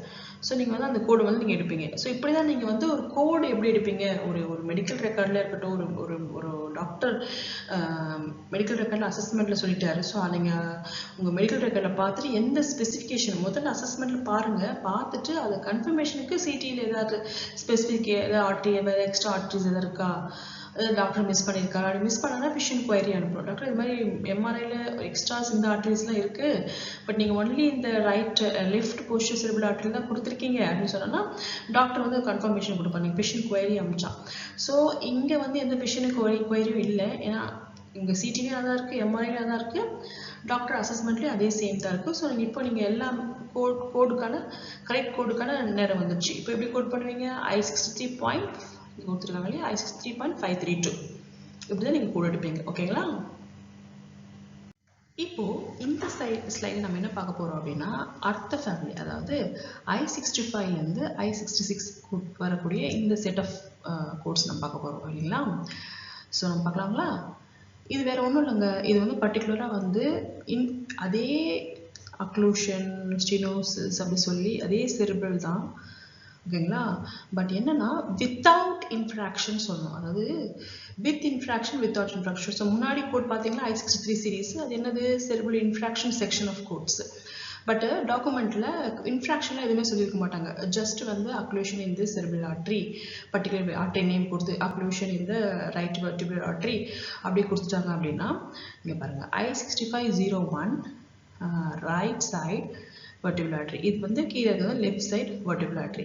இப்போ ரைட் டு லெஃப்ட் போத் அப்படின்னா bilateral vertebral artery. ஓகேங்களா.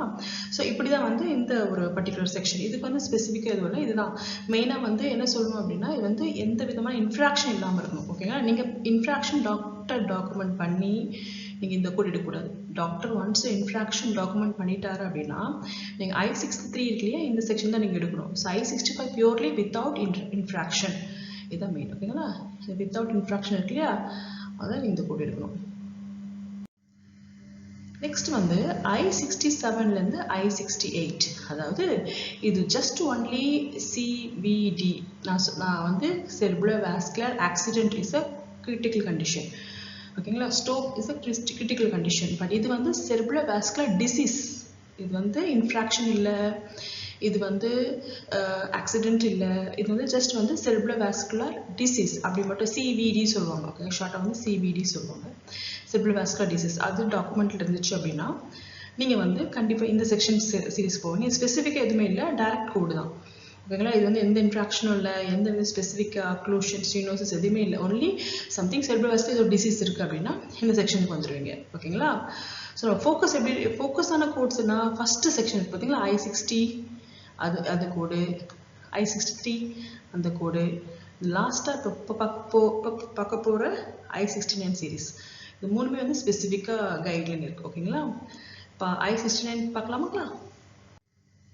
ஓகே, இப்போ I69 வந்து சீக்வலை ஆஃப் செரிப்ரல் வாஸ்குலர் டிசீஸ். இது வந்து வெறும் செரிப்ரல் வாஸ்குலர் டிசீஸில் சீக்வலை. ஓகே, நீங்கள் கேட்கல என்னங்க அது சீக்வலை, எனக்கு புரியலையே இது. இப்போது ஒரு இன்ஃப்ராக்ஷன், ஒரு பேஷண்ட்டுக்கு ஒரு ஸ்ட்ரோக் வந்திருக்கு. ஓகேங்களா, இப்போ ஃபஸ்ட்டு தான் நியூ அட்டாக் ஆகிருக்கும். அதாவது ஒரு ஸ்ட்ரோக்கு எப்போவுமே ஒரு தடவை அட்டாக் ஆகாதுங்க, ரிப்பீட்டடாக ரெக்கரண்ட்டாக அட்டாக் ஆகிருக்கும். இப்போ வந்து 6 months depends on the patient condition. எந்த அளவுக்கு அவங்க பிபி கண்ட்ரோலாக இருக்காங்க, இல்லை கண்ட்ரோலாக இல்லை, ட்ரீட்மெண்ட் எடுக்காமல் இருக்காங்க, இன்னும் அதிகமாக அட்டாக் ஆகும். ஸோ அப்படியே அட்டாக் ஆகும்போது நீங்கள் அஸ் அ கோட்ரா நீங்கள் செக் பண்ணணும், இது வந்து கரண்ட் செரிப்ரல் வாஸ்குலர் ஆக்சிடென்ட்டா இல்லை வந்து ஹிஸ்ட்ரியா அப்படின்னு. ஓகேங்களா, எப்படி நீங்கள் மயோகார்டியல் இன்ஃப்ராக்ஷனில் பார்ப்பீங்க, அது கரண்ட் எம்ஐ இல்லை ஓல்டு எம்ஐயை பார்ப்பீங்களே, அது இன்ஃப்ராக்ஷன், மயோகார்டியல் இன்ஃப்ராக்ஷன். அந்த இன்ஃப்ராக்ஷன் வந்து மயோகார்டியத்தில் இருக்குது, ஹார்ட்டில் இருக்குது, அதனால இது மயோகார்டியல் இன்ஃப்ராக்ஷன். பட் இதே இன்ஃப்ராக்ஷன் எங்கே இருக்குன்னா செரிப்ரல் இருக்குது, எங்கன்னா பிரெயினில் இருக்குது, அதனால இது வந்து செரிப்ரல் வாஸ்குலர் இன்ஃப்ராக்ஷன் சொல்லுவாங்க. ஓகேங்களா, ஸோ இந்த இன்ஃப்ராக்ஷன் வந்து செக் பண்ணணும், ஃபஸ்ட்டு டைம் வந்திருக்கா இல்லை ஆல்ரெடி இருக்கா அப்படின்னு. அதை வச்சு தான் கோடு மாறும். எப்படி மாறும்? நம்பர் 1, இது உங்களுக்கு எப்படி இருக்குன்னா இந்த லேட் எஃபெக்ட் சொல்லுவாங்க. இது வந்து சீக்வலை, அதாவது ஒரு சிவிஏ வந்திருக்குன்னா அது தொடர்ச்சியாக வரக்கூடிய லேட் எஃபெக்ட். அதாவது வீக்னஸ், ஹெமிப்ளீஜியா வரும், உங்களுக்கு எப்படி இருக்கும்னா ஃபேஸ் ட்ரூப்பிங் ஆகும். ஓகேங்களா, அதுக்கப்புறமா வந்து உங்களுக்கு வந்து டிஸ்பேஜியா சொல்லுவாங்க, முழுங்குறது கஷ்டமாக இருக்கும், டிஸ்ஆர்த்தரியா, ஸ்பீச் வந்து உங்களுக்கு சரியாக வராது, இது மாதிரிலாம் நிறைய கண்டிஷன்ஸ் வந்து வரும். ஸோ இதோட சீக்வலை அப்போது நம்ம பார்க்கணும், இந்த சிவிஏ இன்னைக்கு வந்திருக்கா இல்லை ஏற்கனவே வந்த சிவியால் இந்த மேனிப்புலேஷன், அதாவது இந்த சீக்வலை வந்திருக்கா அப்படின்னு பார்க்கணும். அது எப்படி நமக்கு தெரியும் நீ கேட்க, அது எப்படி எங்களுக்கு தெரியும் ஏற்கனவே வந்திருக்கா இப்போ வந்திருக்கா? எங்களுக்கு ஒரு மெடிக்கல் ரெக்கார்ட் காட்டினா எங்களுக்கு புரியும் அப்படின்னா உங்களுக்கு கண்டிப்பாக அந்த மெடிக்கல் ரெக்கார்ட் இருக்குது. உங்களுக்கு நம்ம வந்து கண்டினியூஸாக அது 1 by 1 எக்ஸாம்பிளோட பார்க்க போகிறோம். நீங்கள் எதுவும் வரி பண்ண வேண்டாம். இந்த I69 வந்து ரொம்ப இம்பார்ட்டன்ட், ஏன்னா அது வந்து சீக்வலை கூடயே நிறைய எக்ஸாம்பிள்ஸ் இருக்குது. பார்க்கலாங்களா? இப்போது உங்கள் மெடிக்கல் ரெக்கார்டில் எப்படி இருக்குது வச்சுங்களேன், சீக்வலை லிங்க்டு. எப்படி லிங்க் பண்ணுவீங்க? இப்போ எதாவது ஸ்ட்ரோக் வச்சுங்களேன், இப்போ ஸ்ட்ரோக் வித் டிஸ்பேஜியா, அப்போது இந்த ஒரு கோட் மட்டும் போட்டால் போதும், I69.391 போட்டால் போதும். இல்லை stroke with facial troupe, I69.392. ஓகேங்களா, இந்த ஒரு கோட் போட்டால் மட்டும் போதும். அதான் கவனிச்சுக்கணும், இந்த ஒரு கோட் போட்டால், இந்த ஒரு கோட்லேயே என்ன அர்த்தம்னா ஸ்ட்ரோக்கால இந்த டிஸ்பேஜியா வந்திருக்கு டியூ டு ஸ்ட்ரோக். ஓகே, அதனால இந்த ரெசிடியூல் எஃபெக்ட் வந்திருக்கு டியூ டு ஸ்ட்ரோக். ஓகேங்களா, அதே மாதிரி ஸ்ட்ரோக்கால ஹெமிப்ளீஜியா வந்திருக்கு, ஸ்ட்ரோக் டியூ டு ஹெமிப்ளீஜியா. அதாவது இந்த ஸ்ட்ரோக் இருக்கு பேஷண்ட்டு, இப்போ ஆக்சுவலாக அவங்களுக்கு ஓல்டு ஸ்ட்ரோக் இருக்குங்களா, இப்போ வந்து ரெசிடியூல் எஃபெக்ட் வந்து எப்படி ஆயிருக்குன்னா இந்த ஹெமிப்ளீஜியா, லேட் எஃபெக்ட் ஹெமிப்ளீஜியா வந்திருக்கு அப்படின்ற பட்சத்தில் I69.35 யூஸ் பண்ணணும். So depends on the condition, right side left சைடா.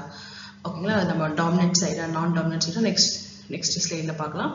இப்போதைக்கு ஒன்று மட்டும் புரிஞ்சுக்கோங்க, சீக்வலை அப்படின்னாலே வந்து இது ரெசிடியூல் எஃபெக்ட்னு சொல்லுவாங்க. அதாவது ஒரு கண்டிஷன் ஏற்கனவே வந்திருக்கு, அதை தழுவி அது ரிலேட்டடாக கண்டிஷன் வந்திருக்கு, அதாவது சிவிஏ வந்திருக்கு. இப்போ சிவிஏ தானே பார்க்குறோம், இப்போ சிவிஏ வந்திருக்கு, அது தொடர்ச்சி என்னென்ன காரணங்கள் வரலாம், ஹெமிப்ளீஜியா வரலாம், டிஸ்ஆர்த்தரியா வரலாம், டிஸ்பேஜியா வரலாம், டிஸ்பேஷியா வரலாம், டிஸ்ஆர்த்தரியா வரலாம், இப்படி நிறைய காம்ப்ளிகேஷன் இருக்குது, நிறைய இந்த ரெசிடியூல் எஃபெக்ட் இருக்கு இல்லையா. ஸோ அப்படி வரும்போது இப்போது நார்மலாக லேட் எஃபெக்ட் எப்படி கோட் பண்ணுவீங்க? நார்மலாக as a கோட்ரா ICD-10 கைட்லைன் படி ஒரு லேட் எஃபெக்ட் கோட் எப்படி பண்ணுவீங்க? ஃபஸ்ட்டு இப்போ ரெசிடியூல் கண்டிஷன், இப்போ எக்ஸாம்பிள் பேர்ன் கேஸ், இப்போல பேர்னில் அவங்களுக்கு பேர்ன் ஆயிருக்கு. ஓகேங்களா, அப்போ அவங்களுக்கு ட்ரீட்மெண்ட் எடுத்துகிட்டே இருக்காங்க, ஃபர்ஸ்ட் டிகிரி பேர்னும் செகண்ட் டிகிரி பேர்னும் ட்ரீட்மெண்ட் எடுத்துகிட்டு இருக்காங்க. அது என்ன ஆகுதுன்னா ஒரு கட்டத்தில் வந்து ஒரு மாதிரி கண்ட்ராக்ஷனும் அந்த ஏரியாவில் வந்து ஒரு மாதிரி ஸ்டிஃப்னஸ் இருக்குது. அதுதான் வந்து என்னன்னா லேட் எஃபெக்ட். அதாவது அந்த பேர்னால இப்போது அவங்களுக்கு இந்த கண்டிஷன் வந்திருக்கு. என்னவா இருக்கு, கண்ட்ராக்ஷனோ இல்லை ஸ்காரோ இல்லை ஏதோ டிஃபார்மிட்டி வந்திருக்கு. ஸோ அப்போ இந்த டிஃபார்மிட்டி ஸ்காரு இதெல்லாம் நீங்கள் எப்படி கன்சிடர் பண்ணுவீங்கன்னா லேட் எஃபெக்ட் அப்படி தானே கன்சிடர் பண்ணுவீங்க. ஸோ ஒன்ஸ் அந்த லேட் எஃபெக்ட் கன்சிடர் பண்ண பிறகு எப்படி அஸ் அ கோட் எப்படி கோட் பண்ணுவீங்க, ஃபஸ்ட்டு அந்த ரெசிடியல் கண்டிஷனை முதல்ல போட்டுட்டு இரண்டாவதாக என்ன கோட் பண்ணுவீங்க, பேர்னோட சீக்குவலை கோட் போடுவீங்க இல்லையா. ஸோ அதே ஃபார்முலா தான் இப்போது இங்கே சிவிஏ அப்படின்ற பட்சத்தில் வரும்போது நீங்கள் 2 கோட் போட வேண்டாம், இங்கே ஒரே கோடில் எல்லாமே முடிஞ்சிடும். எப்படி சிவிஏ டியூ டு ஹெமிப்ளீஜியா அப்படின்னா இங்கே பாருங்கள் ஸ்ட்ரோக் கீழே வரக்கூடிய ஹெமிப்ளீஜியானா I69.35 அப்படின்னு டிஜிட் வந்து 6 டிஜிட் வந்து இன்னொரு ஸ்பெசிஃபிக் ரைட் சைடு லெஃப்ட் சைடாக மாறும். இப்போதைக்கு இது மட்டும் புரிஞ்சுக்கோங்க. ஸ்ட்ரோக் டியூ டு ஹெமிப்ளீஜியா அப்படின்னா அந்த I69.35 இது ஒரு கோட் போட்டாலே தெரிஞ்சிடும். ஓகே இவங்க வந்து ஏற்கனவே ஸ்ட்ரோக் வந்த பேஷண்ட், இப்போ அது தழுவி ஹெமிப்ளீஜியா வந்திருக்கு, ஸோ இது ரெசிடியல் எஃபெக்ட், ஸோ அதனால கம்பைன் பண்ணியிருக்காங்க அப்படின்னு சொல்லி இன்சூரன்ஸ் கம்பெனி நினச்சிப்பாங்க. ஓகேங்களா. ஸோ இப்படி தான் வந்து ஒரு சீக்குவலே ஒரு லேட் எஃபெக்ட் ஆஃப் சிவி, அதாவது ரெசிடியல், இப்போ சிவியோட சீக்குவலே நம்ம பார்க்குறோம் இல்லையா, அது ரெசிடியல் எஃபெக்ட் எப்படி கோட் பண்ணணும் அப்படின்னு பார்த்தோம். ஒரே கோடு தான். அது எப்படி நம்ம வந்து ஒரு மெடிக்கல் ரெக்கார்டில் பார்க்கலாம் அப்படின்னா இங்கே பாருங்களேன். இப்போது அதுக்கு முன்னாடி நம்ம ஒரு முக்கியமான விஷயத்துக்கு போக போகிறோம். ஒரு சீக்வலை கோடு வந்து போடுவோம். ஏன்னா ஒரு பேஷண்ட் நமக்கு டாக்குமெண்ட் பண்ணுறாங்க இல்லையா ஒரு மெடிக்கல் ரெக்கார்டில், அதில் நான் ஸ்ட்ரோக்கில் நான் கோட் பண்ணுறேன் டெய்லி. அதில் மேக்ஸிமம் வந்து நான் வந்து லேட் எஃபெக்ட் சீக்வலை கோட் தான் கோட் பண்ணுறேன். ஓகேங்களா. கரண்ட் கூட பண்ணுறேன், பட் நான் சீக்வலைன்னு பண்ணுறேன். எப்படின்னா ஆல்ரெடி பேஷண்ட் சிவியே இருக்குது, இப்போ வந்து பேஷண்ட் ஹெமிப்ளீஜியா, டாக்டர் டாக்குமெண்ட் பண்ணிட்டாரு stroke due to hemiplegia, stroke residual effect of hemiplegia அப்படின்னு சொல்லிட்டாரு. ஸோ அப்போது இது ஸ்ட்ரோக்கால் தான் வந்திருக்கு அப்படின்றதால நான் வந்து சீக்வலை கோடுக்கு போகிறேன். ஓகேங்களா. எப்படி போடலாம், அதுக்கு முன்னாடி அந்த ஆப்ஷன் 6 டிஜிட்ஸ் கேரக்டரைஸ்ட் நம்ம ஸ்பெசிஃபை பண்ணணும். ஏன்னா கோடு கேட்கும். நீங்கள் கோட் எடுத்துறீங்க, சீக்வலே போகிறீங்க, ஸ்ட்ரோக் போகிறீங்க, அதில் ஹெமிப்ளீஜியா போகிறீங்கிறத போடுறீங்க. ஆனால் 6th வந்து நீங்கள் மெயின் செக் பண்ணும்போது ரைட் சைடா லெஃப்ட் சைடா, டாமினண்ட்டா நான் டாமினண்ட்டா, ஹாம்பிடெக்சரா அந்த வார்த்தை கேட்கும். அந்த 6th and 7th நீங்கள் கம்ப்ளீட் பண்ணணும், அந்த கேரக்டரை கம்ப்ளீட் பண்ணணும் அப்படின்னா இந்த விஷயம் தெரிஞ்சிருக்கணும். எந்த விஷயம் பாருங்கள். முதல்ல ஒரு சிவிஏ பேஷண்ட் நான் சொன்னீங்களா, இடது பக்கம் மூளை அஃபெக்ட் ஆச்சுன்னா அதுக்கு ஆப்போசிட் இருக்கிற வலது பக்கம் அப்படியே வந்து ஹெமிப்ளீஜியா ஆகிடும், அதாவது செயலிலேருந்து போயிடும். அதே மாதிரி ஆப்போசிட் வலது பக்கம் மூளை அஃபெக்ட் ஆச்சுன்னா அப்படியே இடது பக்கம் உள்ள ஹெமிப்ளீஜியா அதாவது செயலிலேருந்து போயிடும். பக்கம் வந்து சொல்லுவாங்களே ஒரு பக்கமாக வரக்கூடிய வாதம். ஓகே பக்கவாதம். ஸோ இப்படி ஏன்னா நம்ம மூளை நார்மலாகவே அப்படி தான் ஒர்க் ஆகுது. ரைட் சைடுள்ள பாடி லெஃப்ட் சைடை கண்ட்ரோல் பண்ணுது, லெஃப்ட் சைடுள்ள பிரெயின் வந்து ரைட் சைடை கண்ட்ரோல் பண்ணுது. இதுதான் வந்து நார்மல் பிரெயின். இப்போது நமக்கு இப்போ அஸ் அ கோட்ரா நம்ம கோடிங்கில் இந்த ஆப்ஷன் வந்து 6th and 7th கேரக்டர் கேட்குது. எப்படி கேட்குது, டாமினண்ட்டா நான் டாமினண்ட்டா. பொதுவாக நான் பேஷண்ட்டுன்னு பார்க்காதீங்க. இப்போ நம்மளே எடுத்துக்கோங்களேன். நமக்கு எது இப்போ ரைட் சைடு எனக்கு ஹேண்ட் இருக்குது, லெஃப்ட் சைடு ஹேண்ட் இருக்குது இல்லையா. ரைட் சைடு தான் நான் யூஸ் பண்ணுறேன், அதனால் என்னுடைய டாமினண்ட் ஹேண்ட் வந்து ரைட் சைடு, லெஃப்ட் வந்து நான் டாமினண்ட். இதுதான் நார்மல். ஆனால் எல்லாருமே இது இப்படி யூஸ் பண்ண மாட்டாங்க. சில பேர் லெஃப்ட் சைடு டாமினண்ட்டாக இருப்பாங்க. எனக்கு எழுதுறது லெஃப்டில் தான் எழுதுவாங்க, சாப்பிட்றது லெஃப்டில் தான் பண்ணுவாங்க. சார் லெஃப்ட் ஹேண்டட் அப்படின்னு சொல்லுவாங்க. ஸோ அவங்களுக்கு அப்போ அந்த பர்சனுக்கு வந்து எது டாமினண்ட்டு, லெஃப்ட் சைடு. இது நல்லா புரிஞ்சுக்கோங்க. ஏன்னா பொதுவாக 80% ரைட் சைடு யூஸ் பண்ணுவாங்க இல்லையா. இந்த ரைட் சைடு யூஸ் பண்ணுறவங்களுடைய டாமினண்ட் ஹேண்ட் வந்து ரைட் ஹேண்டு தான்.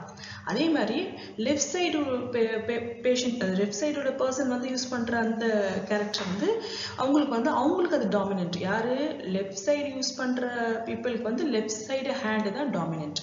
ஓகேங்களா. டிபெண்ட்ஸ் ஆன் த பேஷண்ட்டை பொறுத்து எது டாமினண்ட் எது நான் டாமினண்ட் அப்படி ஆகும். எல்லாருக்குமே டாமினண்ட் வந்து ரைட் ஹேண்டு தான் சொல்ல முடியாது இல்லையா. இப்போ எனக்கு ரைட் ஹேண்டு தான் டாமினண்ட், அப்படி உங்களுக்கு என்னவோ நீங்கள் பார்க்கலாம். ஸோ அப்படி நீங்கள் பார்க்கும்போது இப்போ வந்து பேஷண்ட் இதை அப்ளை பண்ணுங்களேன். பேஷண்ட் வர்றாங்க, ஹெமிப்ளீஜிக்கு வர்றாங்க, அவங்களுக்கு வந்து ரைட் சைடு வந்து அஃபெக்ட் ஆச்சு. ஓகேங்களா. ஸோ ரைட் சைடு அஃபெக்ட் ஆச்சுன்னா ரைட் சைடு பிரெயின் இல்லை, ரைட் சைடு நம்ம உடம்புல இருக்க கை கால், வலது பக்கம் உள்ள கை கால் செயலிழந்து போயிடுச்சு. அப்போ அவங்க எப்படி சொல்லுவோம், ரைட் சைட் ஹெமிப்ளீஜிக் பேஷண்ட் அப்படி சொல்லுவோம் இல்லையா. இப்போ ரைட் சைடு ஹெமிப்ளேஜிக் பேஷண்ட் தான் கோட் எடுத்துட்டோம். ஆனால் எங்கள் ICD-10-CM என்ன சொல்லுது, மோர் கன்ஃபர்மேஷன் கோடு இல்லையா. அந்த மோர் கன்ஃபர்மேஷனுக்காக அந்த பேஷண்ட் வந்து எந்த ஹேண்ட் டாமினன்ட் ஹேண்டுன்னு கேட்குது. இது அவங்க வந்து ரைட் ஹேண்ட் டாமினன்ட் பேஷண்ட்டா லெஃப்ட் ஹேண்ட் டாமினன்ட் பேஷண்ட்டா அப்படின்னு கேட்குது. அப்போது அவங்க வலது கை தான் அவங்க எப்போவுமே அவங்களுடைய டாமினன்ட் அப்படின்றதால நம்ம என்ன சொல்லுவோம், right side is a dominant. அப்போது இடது கை பேஷண்ட் இருக்காங்கன்னா இடது கை தான் டாமினன்ட். இது நம்ம நார்மல் கோட் பண்ணிடுவோம். ஆனால் எல்லா டாக்டரும் வந்து இது எப்படி இந்த டாக்குமெண்ட் பண்ணுவாருன்னா, this patient came this right handed patient came on to right side hemiplegic அப்படின்னு சொல்கிறாங்கன்னா, okay specific perfect right handed patient doctor சொல்லிட்டாரு, ரைட் சைடு ஹெமிப்ளேஜின்னு சொல்லிட்டாரு. அப்போ நம்ம என்ன அஸ் அ கோடை நம்ம என்ன நினச்சிப்போம், ஓகே இவங்க வந்து right handed patient, right hand சிலவங்க லெஃப்ட் ஹேண்டட் பேஷண்ட் சொல்லுவாங்க இல்லையா, இவங்க வந்து ரைட் ஹேண்டட் பேஷண்ட் ரைட் சைடில் தான் ஹெமிப்ளேஜிக் அட்டாக் ஆயிருக்கு. அப்போது இந்த பேஷண்டோட டாமினன்ட் ஹேண்ட் வந்து ரைட் சைடு அப்படின்னு நம்ம வந்து கன்சிடர் பண்ணிப்போம். இது ஈஸி, இது வந்து யார் வேணாலும் சொல்லலாம். ஆனால் சம்டைம்ஸ் வந்து டாக்டர் என்ன பண்ணுவாங்கன்னா, இவங்க வந்து ரைட் ஹேண்டட் பேஷண்ட்டு, இவங்க வந்து லெஃப்ட் ஹேண்டட் பேஷண்ட்டுன்னு டாக்குமெண்ட் பண்ணாமல் விட்டுருவேன். அப்போ நம்ம என்ன பண்ணோம், அஸ் அ கோட்ரா நாமளும் அப்படி விட்டு போக முடியாது இல்லையா. அஸ் அ கோட்ரா நம்ம கோட் பண்ணி தான் ஆகணும்.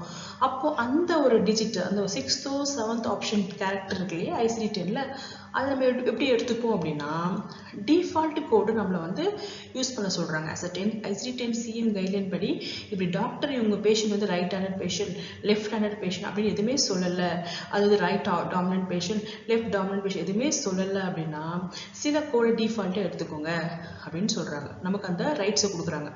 ஓகேங்களா. இப்போ எக்ஸாம்பிள் இங்கே பார்க்கலாமா. இந்த ஆம்பிடெக்சர் கதை நான் வரேன். ஃபர்ஸ்ட் வந்து ரைட் சைடு லெஃப்ட் சைடு பார்த்துட்டு அப்புறம் ஆம்பிடெக்சர் அப்புறம் வரேன்.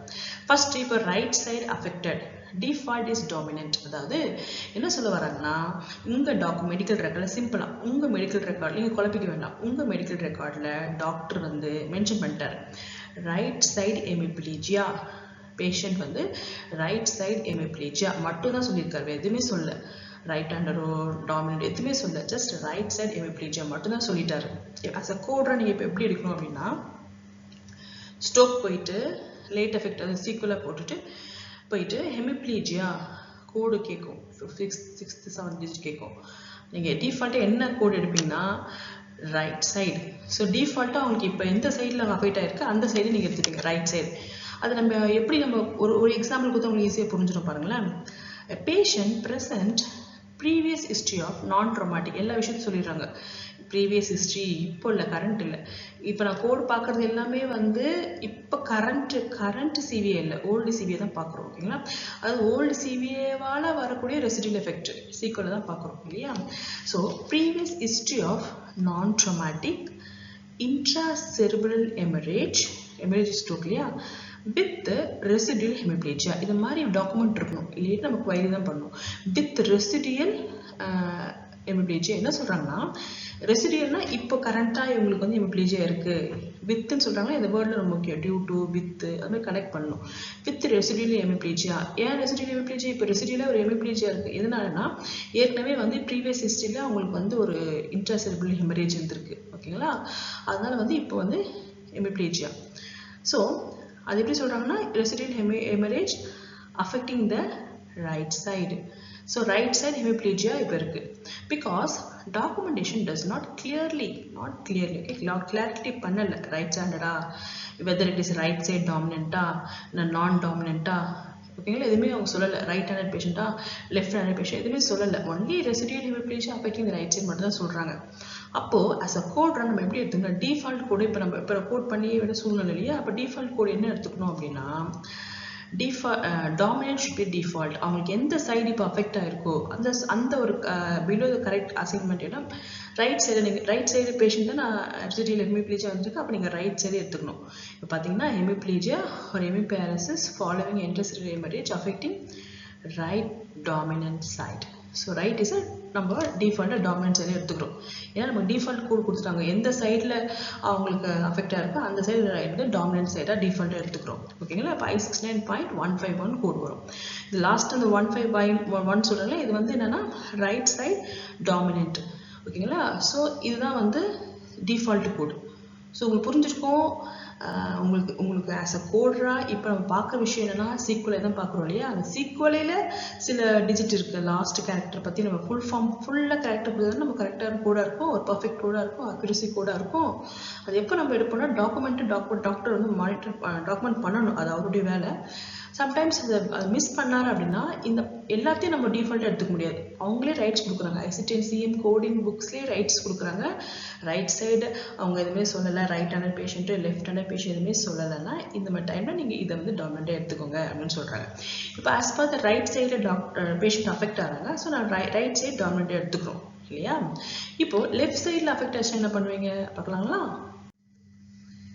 இங்கே பாருங்கள், லெஃப்ட் சைடு அஃபெக்ட் ஆகுது. என்ன பண்ணணும்னா இப்போ எக்ஸாம்பிள் கொடுத்து அவங்க புரியும் பாருங்களேன். Patient present with history of cerebral infarction. History of cerebral infarction word ரொம்ப முக்கியம், ஓகேங்களா? ஏற்கனவே செரிப்ரல் இன்ஃப்ராக்ஷன் இருக்குது. வித் நவ், இப்போ இந்த லிங்கிங்கும் ரொம்ப முக்கியம். வித் ரெசிடியூல் மோனோப்ளேஜியா, ஓகேங்களா, of the lower limb affecting the எந்த சைடு? லெஃப்ட் சைடில் அஃபெக்ட் ஆயிருக்கு இல்லையா? இந்த பேஷண்ட் ரைட் ஹேண்டட் பேஷண்ட்டா இல்லை டாமினன்ட் பேஷண்ட், எந்த ஹேண்ட் டாமினண்ட்டோ எதுவுமே நமக்கு தெரியாது இல்லையா? டாக்டர் மென்ஷன் பண்ண இல்லையா? அப்போ நம்ம டிஃபால்ட் கூட நம்ம கொடுத்துருக்காங்க. ஒருவேளை ஒரு லெஃப்ட் சைடில் அஃபெக்ட் ஆயிருக்க பேஷண்ட்டு, ஓகேங்களா, நீங்கள் டிஃபால்ட்டாக என்ன எடுத்துப்பீங்கன்னா, என்ன அவங்களுக்கு ஏதோ நான் டாமினன்ட், ஓகே, டிஃபால்ட் இஸ் நான் டாமினன்ட், அதாவது லெஃப்ட் சைடு இஸ் நான் டாமினன்ட் இல்லையா? ஒரு ரைட் ஹேண்ட் பேஷண்ட்டுக்கு இது நான் டாமினன்ட்டு லெஃப்ட் சைடு இல்லையா?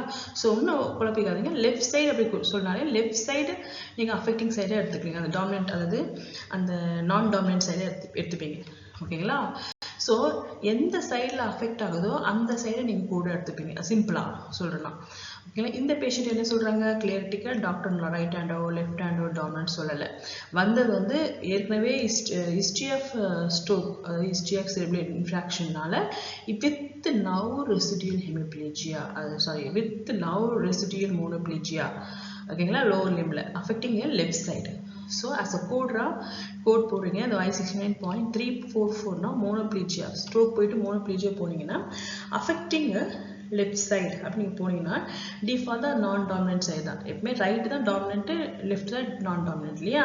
ஸோ அவங்க டிஃபால்ட்டாக வந்து லெஃப்ட் தான் எடுத்துக்கிறாங்க. ஸோ நீங்கள் லெஃப்ட்டே நீங்கள் எடுத்துக்கோங்க, புக்கில் போயிட்டு லெஃப்ட்லேயே எடுத்துக்கோங்க. அப்போ என்ன அர்த்தம் அப்படின்னா அவங்களோட நான் டாமினன்ட் சைடு வந்து லெஃப்ட் தான் அப்படின்ற மாதிரி கன்சிடர் பண்ணுறது, ஓகே? ஏன்னா டாக்டர் எதுவுமே கொடுக்கல, அதனால நம்ம வந்து எந்த சைடு அஃபெக்டாக இருக்கோ அதை நம்ம எடுத்துக்கிறோம், ஓகேங்களா?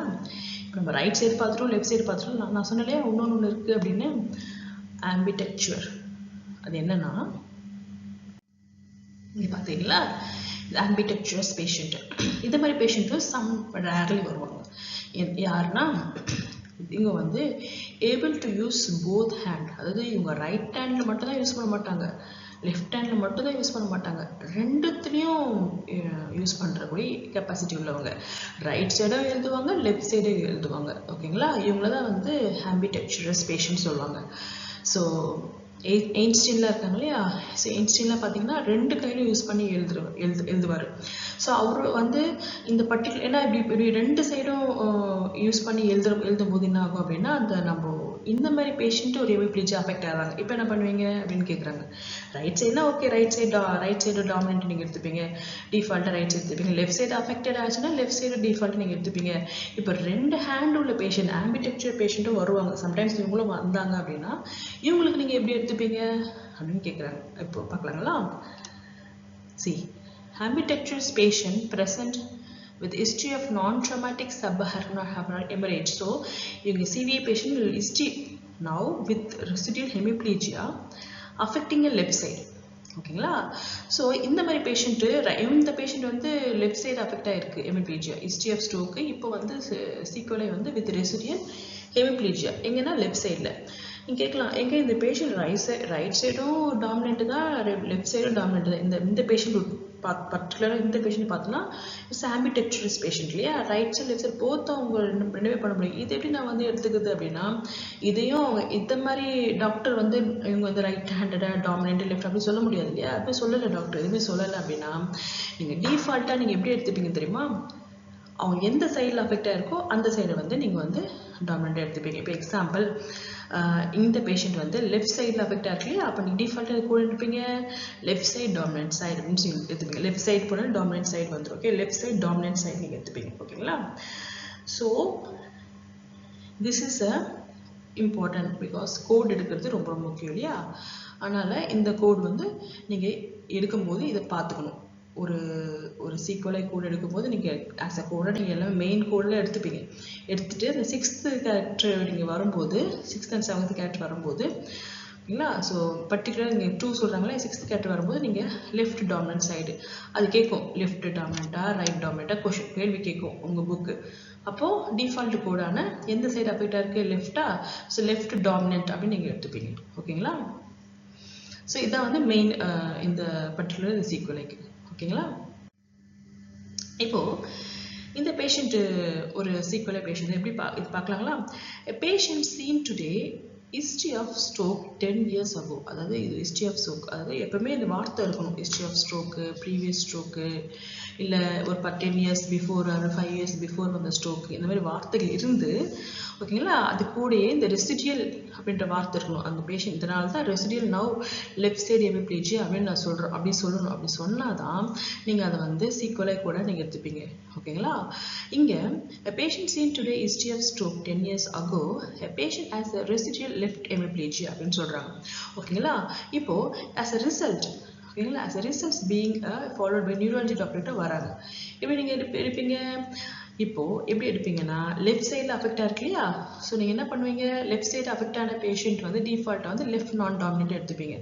ஸோ அதே மாதிரி தான் ஸ்ட்ரோக் போகிறீங்க, ஒரு இன்ஃப்ராக்ஷன் செரிபிரல் போகிறீங்க, அங்கேருந்து சீக்வலை அதில் வித் சீக்வலையில் போயிட்டு ஹெமிப்ளீஜியா ஹெமிபேரசிஸ் போனீங்கன்னா அஃபெக்டிங் ஏ லெஃப்ட் நான் டாமினேட் அப்படின்னு நீங்கள் ஏன்னா பேஷண்ட் வந்து லெஃப்ட் சைடோட அஃபெக்ட் ஆயிருக்கு. அதனால் லெஃப்ட் சைடுனாலே லெஃப்ட் நான் டாமினேட் அப்படின்ட்டு டிஃபால்ட்டாக நீங்கள் கூட எடுத்துப்பீங்க. ஓகேங்களா. ஓகேங்களா. This is very important.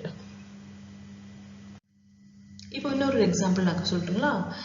If physician clearly document patients being who has a history of cerebral vascular accident or cerebral vascular disease or cerebral vascular accident, very clear history சொல்லிட்டு வித்துன்னு ஒரு வார்த்தை சொல்லிட்டு ரெசிடியல் எஃபெக்ட்னு சொல்லணும். அப்போ தான் உங்களுக்கு வந்து அந்த I-69 இருக்கக்கூடிய எல்லா ரைட்ஸும் இருக்குது. I-69 சீரிஸ் என்னது, இது இட்ஸ் அ சீக்வலை கோட் இல்லையா.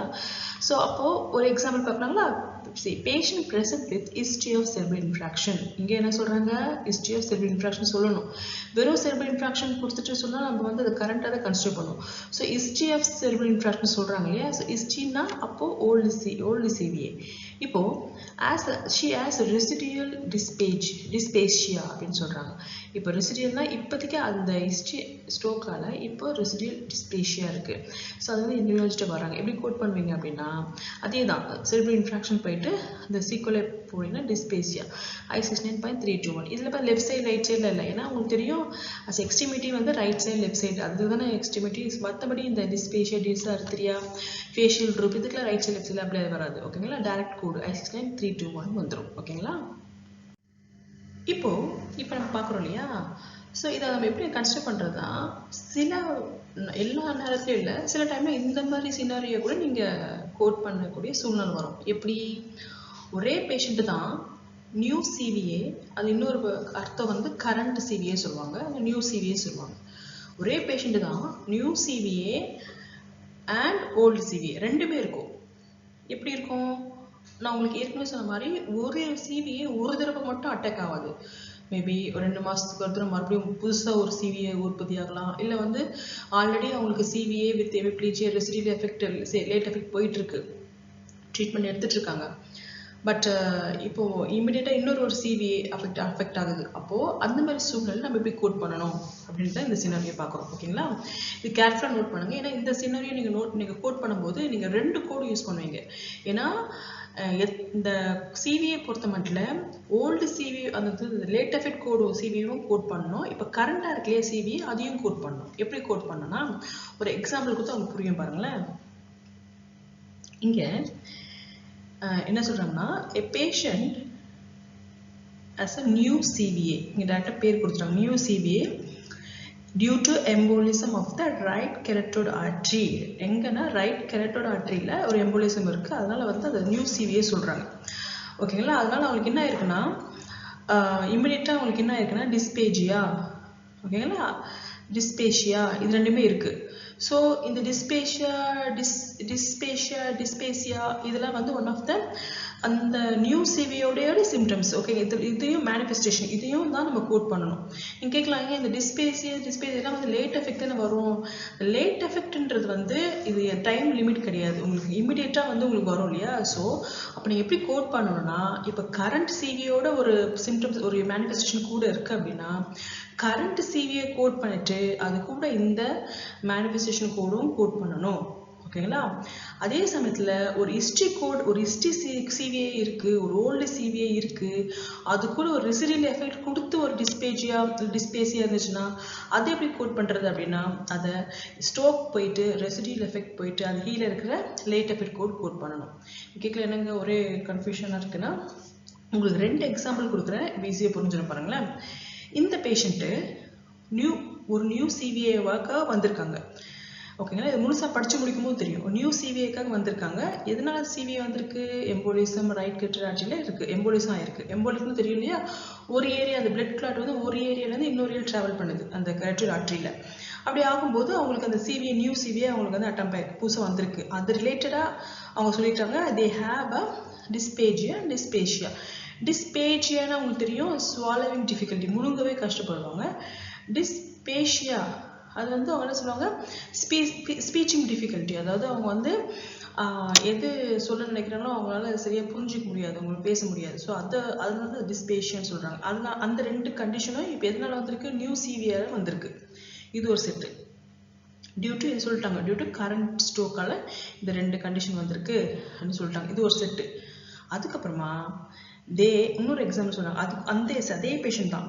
They also have a history of previous cerebral infraction with resulting hemiplegia, right dominant side அப்படின்னு சொல்லிட்டாங்க.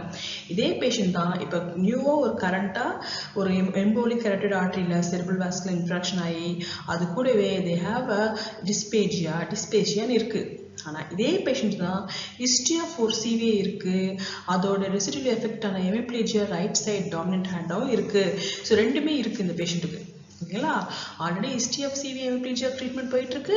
பட் டுடே அகெயின் அட்மிட் ஆகிறாங்க, ஏன்னா அவங்களுக்கு ஒரு நியூ சிவிஏ அட்டாக் ஆகிருக்கு. அஸ் அ கோடாக நீங்கள் எப்படி கோட் பண்ணணும்னா 2 கோட் பண்ணணும். ஒன்று, இப்போ ஃபர்ஸ்ட் கோடு என்னவா இருக்கணும்னா நியூவாக ஒரு சிவிஏ வந்திருக்கு இல்லையா, அந்த செட் ஆஃப் கோடை கோட் பண்ணிட்டு, ரெண்டாவதாக ஏற்கனவே சிவிஏ வித் ஹெமிப்ளேஜியா இருக்கு இல்லையா, அந்த லேட் எஃபெக்ட் கூட அதையும் கோட் பண்ணணும். அப்போ தான் இன்சூரன்ஸ் கம்பெனி தெரியும், ஓகே இவங்க ஆல்ரெடி ஒரு ட்ரீட்மெண்ட் போயிட்டு இருக்காங்க, இப்போ கரண்ட்டாக ஏன் அட்மிட் ஆகிறாங்கன்னா இன்னொரு சிவிஏ வந்திருக்கு அதனால அட்மிட் ஆகிறாங்க. ஸோ நீங்கள் இந்த 2 கோடை வந்து எக்ஸ்பிளைன் பண்ணுவீங்க. ஓகேங்களா, இப்போ கோட்குள்ளே போகலாமா? இப்போ ஃபர்ஸ்ட் கோட் எப்படி எதை நான் ஃபோக்கஸ் பண்ணணும்னா கரண்ட்டாக நியூவாக சிவிஏ இருக்கு இல்லையா, அந்த கோடைய டீட்டெயில்ஸ் தான் முதல்ல பண்ணணும். ஓகேங்களா, அது என்ன அப்படின்னா I63 அது சொன்னீங்களா. I63 வந்து உங்களுக்கு வந்து என்னன்னா சிவிஏ நியூ சிவிஏ இன்ஃப்ராக்ஷன் வந்து எம்போலிசம் கெட்ராட்டி போனால் அந்த I63 சீரீஸ் வரும். அது கூட வந்து I31. ஓகேங்களா, ஸோ இந்த செட்டு நீங்கள் எப்படி எடுப்பீங்கன்னா புக்கில் போனீங்கன்னா சிவிஏ எம்போலிசம் போனீங்கன்னா கெரட்டட் ஆர்ட்ரி, எந்த ஆர்ட்ரி கேட்கும், ரைட் சைடோட கெரட்டட் ஆர்ட்ரி, லெஃப்ட் சைடு இருக்குது ரைட் சைடு இருக்கு இல்லையா. ஸோ ரைட் சைடு கெரட்டட் ஆர்ட்ரி நீங்கள் கோட் பண்ணிங்கன்னா I63-131. ரெண்டாவது கோட் வந்து டிஸ்பேஜியா இருக்கு இல்லையா, நார்மல் டிஸ்பேஜியா கோட் நீங்கள் நேராக அந்த அதுவே கேட்கும், அந்த புக்லேயே சொல்லுவோம். இஃப் இட் இஸ் டிஸ்பேஜியானா R1310 கோட் பண்ணுவோம். இது கரண்ட் கோடு. நீங்கள் இது வந்து லேட் எஃபெக்டாக கோட் பண்ணக்கூடாது, இது கரண்ட் கூட கோட் பண்ணணும். ஏன்னா கரண்ட்டாக தான் டிஸ்பேஜியா இருக்குது, அதேமாதிரி கரண்ட்டாக டிஸ்பேஷியாவும் இருக்குது, அது வந்து R4702. இந்த 2 கோடும் வந்து இந்த I63 கூட யூஸ் பண்ணணும். என்ன நீங்கள் கொடுக்குறீங்க, என்ன நீங்கள் சொல்ல வரீங்க அப்படின்னா இது new patient new CVA attack ஆகிருக்கு, அதனால இவங்களுக்கு டிஸ்பேசியா வந்திருக்கு, அதனால நான் வந்து தனியாக அந்த 2 கோடு R கோடு இல்லையா சிம்டம்ஸ் அந்த கோடு 2 கோடு நான் பண்ணுறேன் அப்படின்ற மாதிரி இன்ஃபர்மேஷன் கொடுக்குறீங்க இன்சூரன்ஸ் கம்பெனிக்கு. இது ஒன்று. ரெண்டாவது, அவங்களுக்கு ஒரு சிவிஏ ஆல்ரெடி இருக்கு இல்லையா ஹெமிப்ளேஜியா, அது நீங்கள் எப்படி கோட் பண்ணுவீங்க? ஒரு hemiplegia patient, history of hemiplegia patient with residual ஏதோ ஒரு பிளேஜியா ஹெமிப்ளேஜியா ரெசிடியல் ஒரு ப்ராப்ளம் வந்திருக்கு அப்படின்னா அதை நீங்கள் லேட் எஃபெக்ட் சீக்கிரம் கோட் பண்ணுவீங்க. அப்போ அந்த கோட் ஸ்டார்ட் ஃப்ரம் I69 இல்லையா. So I69-35 போட்டுட்டிங்களா. லாஸ்ட் அந்த 1 வந்து இங்கே டாக்குமெண்ட்டில் ரைட் டாமினன்ட் சைடு. ஸோ நான் சொன்னேன் டாமினன்ட் சைடாக நான் டாமினன்ட் சைடாக எதுவுமே கொடுக்காத பட்சத்தில் டிஃபால்ட் கோட் நீங்கள் எடுத்து சொல்லுவாங்க. பட் இங்கே டாக்டர் வந்து டேரெக்டாக ரைட் டாமினன்ட் சைடே கொடுத்துட்டாரு. ஸோ நமக்கு எந்த வரி பண்ண வந்து ரைட் சைடை நம்ம எடுத்துக்கலாம். ஓகேங்களா. So 5-1. So right side the dominant side. So last on the 1 is the right side. So I69.351 என்னன்னா previous CVA with hemiplegia right dominant side. இல்லை இந்த கோடு ஒரு கோடு மட்டும் போடணும். எப்பவுமே லேட் எஃபெக்ட் கூட வரக்கூடிய அத்தனை லேட் ரெசிடியல் கண்டிஷன்ஸ் தனித்தனியாக கோட் பண்ண வேண்டாம். ஒரு கோட் மட்டும் பண்ணிட்டு விட்டுறணும். இப்போ கரண்டா சிவிஏ இருக்கு இல்லையா, அது கூட வரக்கூடிய ஒவ்வொரு மேனிஃபெஸ்டேஷனும் நீங்கள் தனித்தனியாக கோட் பண்ணணும். டிஃப்ரென்ஷியேஷன் புரியுதுங்களா? இப்போ இது ஒரு மாதிரி இருக்கும். இது எனக்கு சரியா கேட்சப் ஆக மாறுது அப்படின்னா நெக்ஸ்ட் ஒரு சினாரியோ இருக்கு, அது உங்களுக்கு ஈஸியாக போயிடும். பார்க்காங்களா?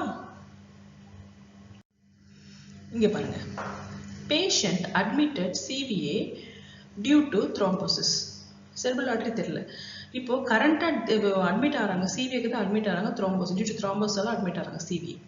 இவங்க அதே பேஷண்ட் தான் had a history of CVA with left hemiparesis இருக்கு. hemiplegia hemiparesis ஒன்று தான். So history of CVA with left hemiparesis. இவங்க ரெசிடுவல் கண்டிஷனும் இருக்கு history. ஸோ ஒரு கரண்ட் கண்டிஷனும் இருக்கு, ஒரு ஹிஸ்ட்ரி கண்டிஷனும் இருக்கு. இப்போ அஸ் அ கோடை நீங்க முதல் கோடு என்ன ஃபோக்கஸ் பண்ணுவீங்க? கரண்டா இப்போ என்ன சிவிஏ இருக்கு அது முதல்லையும், இரண்டாவதாக ரெசிடியல் கண்டிஷன் இருக்கு இல்லையா, அந்த லேட் எஃபெக்ட் கோட் அது நீங்க செகண்டாக கோட் பண்ணணும். இப்போ முதல் ஃபோக்கஸ் கரண்டா இருக்கிற CVA. Cerebral infraction due to thrombosis, unspecified cerebral artery. என்ன ஸ்பெசிஃபைட் சொல்ல, cerebral artery ரைட்டா லெஃப்ட்னு சொல்லப்ப unspecified எடுத்துப்போம். 56330 அது ஃபோக்கஸிங். ஒரு கோட் மட்டும் பண்ணிட்டு விட்டு நீங்க கேட்கல, என்னங்க லாஸ்ட் பேஷண்ட்டுக்கு வந்து அடிஷ்னலாக இந்த டிஸ்பேஜியா டிஸ்அர்த்ரியா பண்ணிக்கல, இங்கே ஒன்றுமே இல்லை, ஒரே ஒரு கோடு தானே இருக்கு அப்படின்னா டாக்குமெண்ட்ல இப்போ எதுவுமே அவங்க சொல்லலை இல்லையா. இப்போ இந்த சிவிஏ கரண்ட் சிவிஏ நியூ சிவிஏல இப்போ வந்து டிஸ்பேஜியா இருக்கு, ஃபேஷியல் ட்ரூப் இருக்கு, அப்புறம் வந்து டிஸ்அர்த்தரியா இருக்கு, ஸ்பீச் டிஃபிகல்ட்டி இருக்குன்னு எதுவுமே சொல்லலை. Just admitted CVA due to thrombosis அப்படின்னு சொல்றாங்க. ஸோ அதனால அந்த ஒரே ஒரு கோடு I6330 அந்த செரிப்ரல் இன்ஃப்ராக்ஷன் த்ரோம்போசிஸ் அந்த ஒரே ஒரு கோடு மட்டும் போட்டு விட்டுருணும். Without documentation no code. Document பண்ணதான் நம்ம கோட் பண்ணணும். எங்கே எதுவுமே அதனால எந்த மேனிஃபெஸ்டேஷன் எதுவுமே சொல்லலை இல்லையா. அவர் சொல்லாத பட்சத்தில் நீங்கள் ஒரே ஒரு கோடு மட்டும் இந்த ஒரே ஒரு கோடு மட்டும் பண்ணணும் கரண்ட் சிவிஏக்கு. இப்போ நமக்கு இன்னும் இந்த வேலை முடிஞ்சிச்சா? வேலை முடியல. இன்னும் ஒரு சிவிஏ இருக்கு டாக்குமெண்ட் பண்ணியிருக்காங்கன்னா ஹிஸ்ட்ரி ஆஃப் சிவிஏ லெஃப்ட் ஹெமிபாரசிஸ், இதில் லேட் எஃபெக்ட் கோட் இல்லையா, சீக்வலை கோடு, அதையும் நீங்கள் வந்து மென்ஷன் பண்ணணும். ஏன்னா அது வந்து டாக்குமெண்ட் பண்ணியிருக்காங்க. ஸோ ஒரே பேஷண்ட் தான், கரண்ட் கோடும் இருக்கு, ஹிஸ்ட்ரி இருக்கு, சீக்வலை கோடும் இருக்கு அப்படின்னா ரெண்டுமே கோட் பண்ணணும். Depends on the patient. இந்த பேஷண்ட்டுக்கு I69.354 ஏன் போட்டேன் அப்படின்னா சிவிஏ வித் லெஃப்ட் ஹெமிபாரசிஸ். ஓகேங்களா? நீங்கள் கேட்கலாம், எங்க இந்த பேஷண்ட் நீங்கள் டாமினன்ட் சைடோ நான் டாமினன்ட் சைடு எதுவுமே சொல்லவே இல்லைங்களே. அப்போ நீங்க என்ன எடுத்துக்கணும்? டிஃபால்ட்டா லெஃப்ட் சைடு அஃபெக்ட் ஆயிருக்கு இல்லையா, அப்போ லெஃப்ட் சைடு வந்து நான் டாமினன்ட்லயே லெஃப்ட் சைடு நான் டாமினன்ட் எடுத்துக்கணும். ஸோ I65 போட்டு 4 வந்து left non dominant code. So number 1 code new CVA, number 2 code residual condition, இது ரெண்டுமே கோட் பண்ணணும். ஸ்பைனல் பார்ட் என்னன்னா ஒரே பேஷண்ட் ரெண்டு கண்டிஷன் இருக்கு. என்ன ரெண்டு கண்டிஷன் இருக்கு? கரண்ட் சிவியும் இருக்கு, ரெசிடியல் கண்டிஷனும் இருக்கு, லேட் எஃபெக்ட் கோடும் இருக்கு. அப்படின்ற பட்சத்துல ஃபர்ஸ்ட் கோடு கரண்ட் சிவிஏ, கரண்ட் சிவியோட கோடு முதல்ல போட்டுட்டு இரண்டாவதாக அந்த ரெசிடியல் கண்டிஷன் கோடும் நீங்க யூஸ் பண்ணணும். ரெண்டு கோடும் போடணும். ஓகேங்களா? அதான் பாயிண்ட். இப்போ உங்களுக்கு புரிஞ்சிருக்கும்னு நினைக்கிறேன். இப்போ நம்ம பார்த்தோம் இல்லையா, கரண்ட் சிவிஏ என்னன்னு பார்த்தோம், அப்புறம் ரெசிடியல் எஃபெக்ட் சிவிஏ என்னன்னு பார்த்தோம். இப்போ ஹிஸ்ட்ரி ஆஃப் சிவிஏ, இப்போ ஹிஸ்ட்ரி கோட் இருக்குல்ல, பர்சனல் ஹிஸ்ட்ரி ஆஃப் கோட் இருக்கு இல்லையா, ஸோ அதை எப்படி நம்ம கோட் பண்ணுவோம் அப்படின்னா, பேஷண்ட் வந்து when a patient history of cerebral vascular disease அப்படின்னு சொல்றாங்க without any sequelae or late effect. டாக்குமெண்ட்ல இப்போ வந்து ஏதோ சீக்வலை இருக்கு, ரெசிடியல் எஃபெக்ட் இருக்கு அப்படின்னு டாக்குமெண்ட் எதுவுமே பண்ணவே இல்லை. ஓகேங்களா? அப்போன்ற பட்சத்தில் நீங்கள் ஏதோ கோட் பண்ணணும் இல்லையா. ஸோ ஏதோ ரெசிடியல் எஃபெக்ட்னா நீங்கள் இந்த Z8673 நீங்கள் கோட் பண்ண வேண்டாம். ஏன்னா ரெசிடியல் எஃபெக்ட்னு சொல்லிட்டாங்க, லேட் எஃபெக்ட் கோட் சொல்லிட்டாங்க. அப்போ நீங்கள் அந்த I69 சீரிஸ் போயிடுவீங்க. பட் இங்கே அந்த பக்கத்தில் எதுவுமே சொல்லவே இல்லை.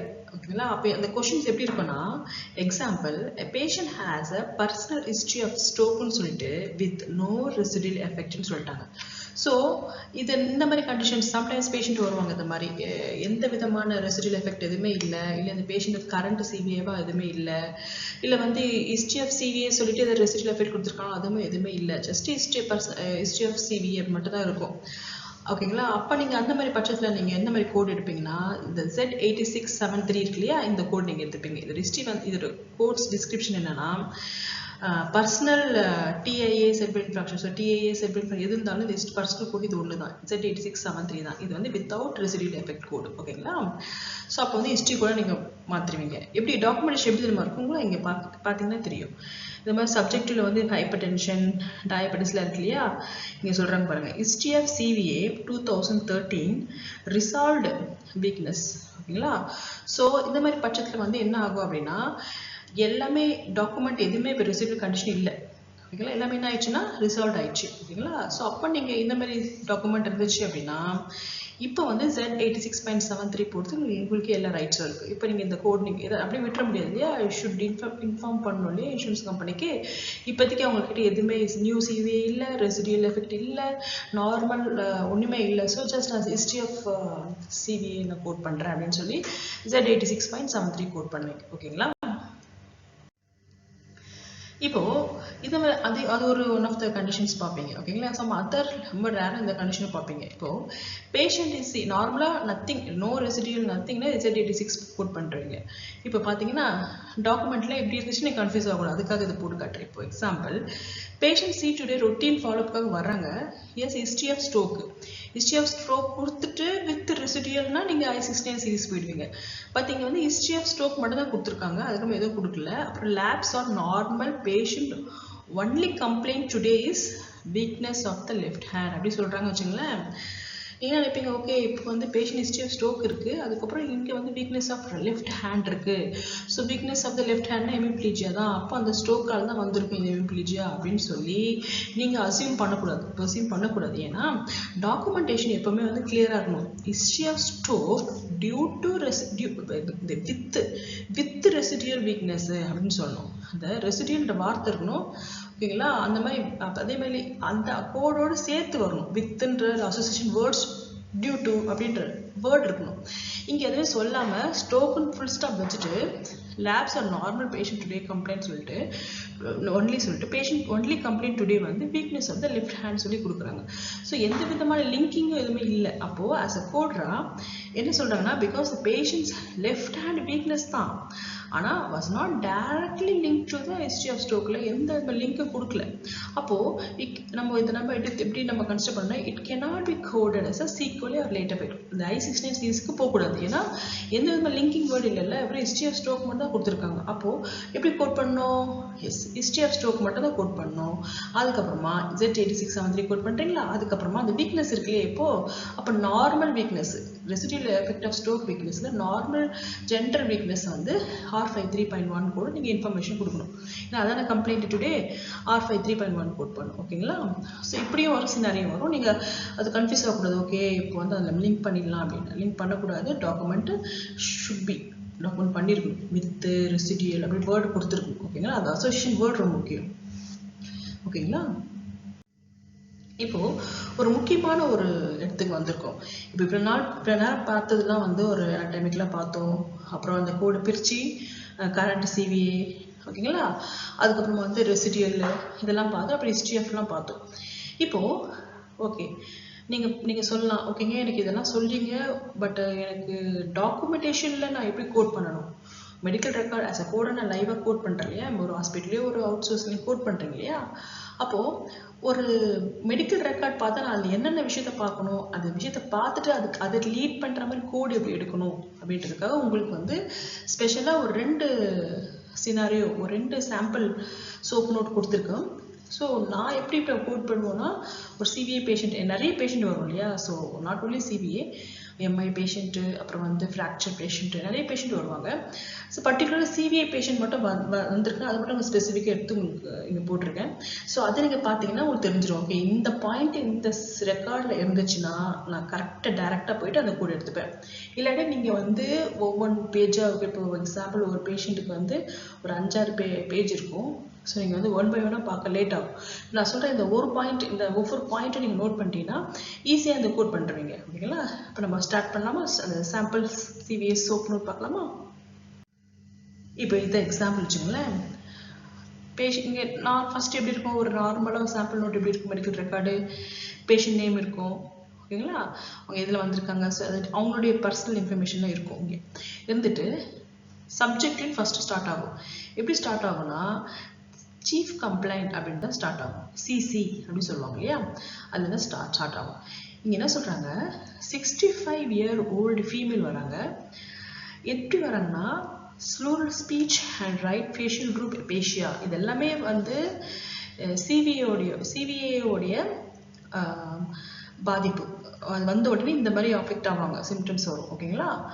அதுக்கப்புறமா blood pressure was 198. அப்போ blood pressure ரொம்ப அதிகமாக இருக்குது, அதனால வந்து அவங்களுக்கு இந்த சிம்டம்ஸ்லாம் காட்டுது. உடனே டாக்டர் என்ன பண்ணுவார், உடனே சும்மா இருக்க மாட்டார், உடனே MRI CT ஆர்டர் பண்ணுறாரு. ஓகேங்களா? ஸோ அப்போ என்ன பண்ணுறாங்கன்னா, இங்கே வந்து 198 இருக்குல்லையா, ஸோ அப்போ ஆக்டிவ் ப்ராப்ளம் வந்து ஹைப்பர் டென்ஷன், அது டாக்குமெண்ட் பண்ணுறாரு. இப்போ ROS இல்லையா, ரிவ்யூ சிஸ்டம்லாம் பார்ப்பார், 1 by 1 பார்ப்பார். பார்த்துட்டு அங்கே என்ன சொல்கிறாரு பாருங்க, இங்கே right hemiparesis, so right side hemiparesis இருக்குது அப்படின்னு சொல்கிறாரு, டாக்குமெண்ட் பண்ணுறாரு. என்ன டாக்குமெண்ட் பண்ணுறாரு, slur speech, facial droop, aphasia, right hemiparesis, இது எல்லாமே டாக்குமெண்ட் பண்ணுறாரு. ஓகேங்களா? அஸ் அ கோட்ரா நம்ம நெக்ஸ்ட் எப்படி பார்ப்போம்னா, அடுத்தது என்ன இருக்குது, ஃபிசிக்கல் எக்ஸாமினேஷன் இல்லையா. ஸோ ஃபிசிக்கல் கரண்ட் இது வந்து கரண்ட் மெடிக்கேஷன்ஸ் இல்லை டாக்டர் மெடிக்கேஷன் கொடுத்துருக்காலாம் இருக்கும். அப்புறம் ஃபிசிக்கல் எக்ஸாமினேஷன் இருக்கும். அதில் 1 by 1 டாக்டர் பார்ப்பார், ஒவ்வொரு சிஸ்டமாக பார்ப்பார் இல்லையா. இது வந்து நம்ம ஃபோக்கஸ் எது, ஸ்ட்ரோக் தானே இல்லையா, ஸ்ட்ரோக் இல்லையா, ஸ்ட்ரோக் ரிலேட்டடாக நியூராலஜிக்கல் மஸ்குலோஸ்கெலட்டல் தான் டாக்குமெண்ட் பண்ணியிருப்பாங்க. ஸோ அது ஸ்பெசிஃபிக்காக பார்க்கணுன்னா அங்கே போயிடணும். பட் மஸ்குலோஸ்கெலட்டல் வந்து ரைட் ஹெமி பேரசிஸ் இருக்குது, நியூராலஜிக்கில் வந்து right facial ட்ரூப்பு, right Hemi paresis, எபேஷியா இதெல்லாம் இருக்குது. ஓகேங்களா? ஸோ இதான் ஒரு சோப் நோட். நார்மலாக வந்து ஒரு அப்ஜெக்டிவ் ஒரு சப்ஜெக்டிவ் இருக்கும். அப்ஜெக்டிவ்லேயும் நம்ம பார்க்கணும், சிசி எல்லாமே பார்க்கணும், HPA எல்லாம் பார்க்கணும். அதே மாதிரி சப்ஜெக்டிவ்லேயே வந்து ஸ்பெசிஃபிக்காக வந்து நம்ம சிசி எல்லாம் பார்க்கணும். அப்ஜெக்டிவ்லேயே வந்து நமக்கு வந்து ஃபிசிக்கல் எக்ஸாமினேஷனில் வந்து ஸ்பெசிஃபிக்காக என்ன கண்டிஷன் இது ஸ்ட்ரோக் இல்லையா, அது ரிலேட்டடாக எங்கே இருக்கும், மேபி நியூராலஜிக்கலில் ப்ராப்ளம் இருக்கும். ஸோ நியூராலஜிக்கல் பார்த்தோம்னா இந்த கண்டிஷன்ஸ் டாக்டர் கொடுத்துருக்காரு.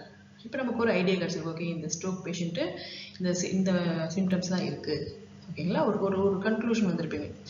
அதுக்கப்புறம் கேட்பீங்க, ஓகே இது டாக்குமெண்ட்டில் ஓகே இந்த ஓல்டு CVA டியூ டு தான் வந்திருக்கா, இல்லை வெறும் CVA தான் இருக்கா, இல்லை வந்து கரண்ட் CVAவா, இது ஓல்டு CVAவா, இல்லை ரெண்டுமே இருக்கா அப்படிலாம் பார்ப்பீங்க இல்லையா. ஸோ இப்போதைக்கு ஒரு ஐடியா கிடச்சிருக்கு, ஓகே CVA இருக்க ஓல்டு CVA பற்றி எதுவுமே பேசவே இல்லை.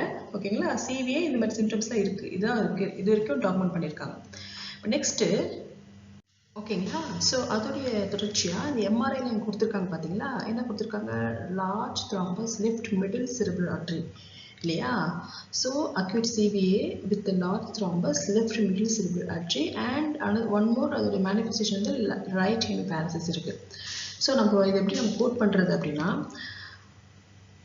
ஓகே நம்ம எப்படி கோட் எடுப்போம்னா, ஃபஸ்ட்டு வந்து நம்ம புக்கு ICD-10 புக் எடுத்துட்டோமா, எடுத்துகிட்டு இண்டெக்ஸில் போயிடுவீங்க, உங்களுக்கு தெரியும் இல்லையா. ஸோ அப்போது INFARCTION இன்ஃப்ராக்ஷன் போனீங்கன்னா அப்படியே கீழே வந்து பார்த்தீங்கன்னா செரிப்ரல் அப்படின்னு இருக்கு இல்லையா. ஸோ அது செரிப்ரல் கீழே வந்தோன்னா த்ராம்பஸ் செரிப்ரல் ஆர்டரி. நம்மளுடைய கொஸ்டின் என்னது, மிடில் செரிப்ரல் ஆர்டரி இல்லையா. ஸோ அதோடைய ஒன்றும் டிஸ்கிரிப்ஷனை முடியல, I63.3 இருக்குது. ஸோ ஐஃபன் கொடுத்துருக்காங்க இல்லையா. அப்போ என்ன பண்ணணும், நம்ம போயிட்டு டேப்லெட் லிஸ்ட்டில் போய் பார்க்கணும்.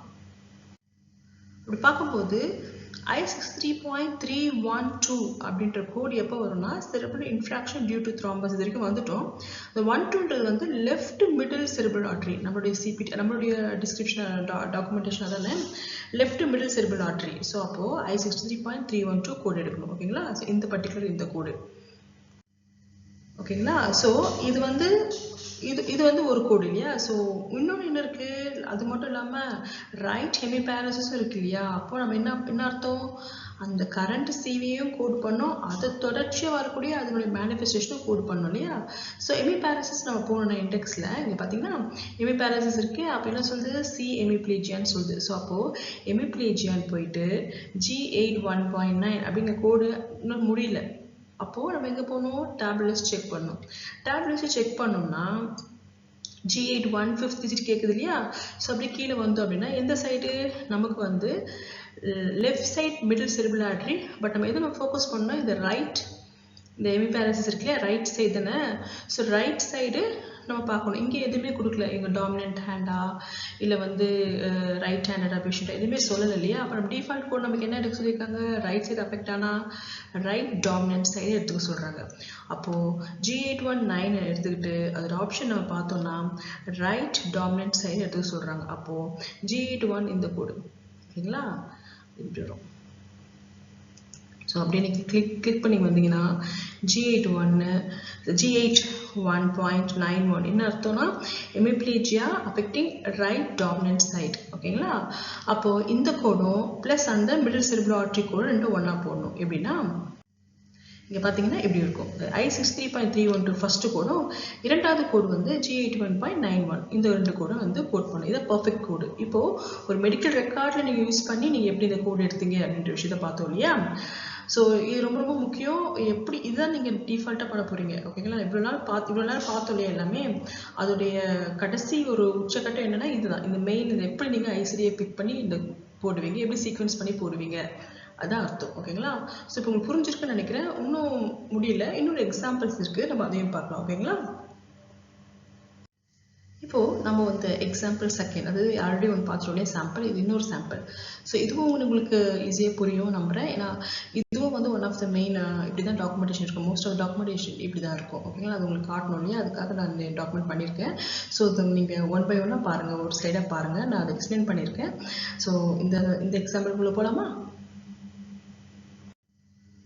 ஓகே, இங்கே பேஷண்ட் எதுக்கு வராங்கன்னா ரைட் சைட் வீக்னஸ். அப்போ உங்களுக்கு தெரியும் வலது பக்கம் வீக்னஸாக இருக்குது. அப்போ என்ன ஆயிருக்கும்? டிஃபால்ட்டாக இடது பக்கம் மூளை வந்து பாதிப்படைஞ்சிருக்கும். அது உங்களுக்கு புரியுது இல்லையா? சும்மா உங்களுக்காக சொன்னது. இப்போ ரைட் சைடு வீக்னஸ் இல்லையா? நம்ம எது பார்ப்போம்னா ரைட் சைடு, எந்த சைடு வீக்னஸ் இதை தான் நம்ம கோடு எடுப்போம். So right side weakness. அப்புறமா இவங்க வந்து நான் எப்பவுமே சொன்னாலே ஏர்லி மார்னிங் அந்த 7 AM தான் வந்து அதை அஃபெக்ட் பண்ணுவோம். எப்பவுமே மோஸ்ட் ஆஃப் த பேஷண்ட் வந்து ஏர்லி மார்னிங் தான் அதை ஃபீல் பண்ணுவாங்க. அந்த வீக்னஸ், அந்த ஸ்பீச் ஸ்லர்லாம் அது எல்லாமே வந்து எப்போனா ஏர்லி மார்னிங் அகைன் போது வந்திருக்கு. அப்போ என்ன பண்ணுறாங்க? இம்மிடியட்டாக ஹாஸ்பிட்டலுக்கு போகிறாங்க. போகும்போது வீக்னஸ் அண்ட் ஸ்பீச்சில் டிஃபிகல்ட்டியாக இருக்கு இல்லையா? வாய் உளரும் இல்லையா? ஸோ அதெல்லாம் செக் பண்ணுறதுக்கு டாக்டர்கிட்ட போகிறாங்க. மைல்டு டிஸ்ஆர்த்ரியா இருக்குது. ஓகேங்களா?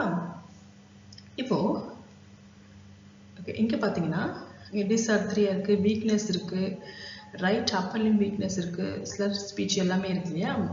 ஸோ இங்கே என்ன எம்ஆர்ஐயில் என்ன சொல்கிறாங்கன்னா லேக்குலர் இன்ஃப்ராக்ஷன் சொல்கிறாங்க. சிவிஏ அது இன்ஃப்ராக்ஷன், செரிப்ரல் இன்ஃப்ராக்ஷன் இருக்குதுன்னு சொல்கிறாங்க. ஓகேங்களா? அது இன்னும் கன்ஃபர்மேஷனுக்காக இங்கே மற்ற டாக்குமெண்ட்லாம் எடுத்து பார்க்குறாங்க. எடுத்து பார்க்கும்போது சோஷியல் ஹிஸ்ட்ரி, அலர்ஜிலாம் செக் பண்ணுவாங்க. சோப்னு அப்படி தானே இருக்கும். அவங்களுக்கு வந்து இன்னும் லம்பார் டிஸ்க்லாம் ப்ரொலாப்ஸாக இருக்குது. நம்ம அதெல்லாம் ஃபோக்கஸ் பண்ணல, ஒன்லி சிவிஏ தான் ஃபோக்கஸ் பண்ணுறோம். ஓகேங்களா? அப்புறமா இவங்களுடைய ஃபேமிலி ஹிஸ்ட்ரி எல்லாம் பார்க்கணும். ஸோ அப்புறம் கன்க்ளூஷன் டாக்டர் என்ன எம்ஆர்ஐயில் வந்து லேக்குலர் இன்ஃப்ராக்ஷன் இருக்குது. ஓகேங்களா? அப்படின்னு சொல்கிறார். லேக்குலர் இன்ஃப்ராக்ஷன் இருக்குன்னு சொல்கிறார். எம்ஆர்ஐயில் வந்து லேக்குலர் இன்ஃப்ராக்ஷன், அசஸ்மெண்ட் வந்து cerebral infarction, just cerebral infarction இருக்குன்னு சொல்லிடுறாரு. ஓகேங்களா? ஸோ அஸ் அ கோட்ரா நீங்கள் எப்படி இதை கோட் எடுத்துப்பீங்கன்னா, ஸோ நம்மளுடைய இந்த ஒரு செகண்ட் சாம்பிள் நோட்டில் வந்து நம்ம என்ன சொல்லியிருக்காங்க?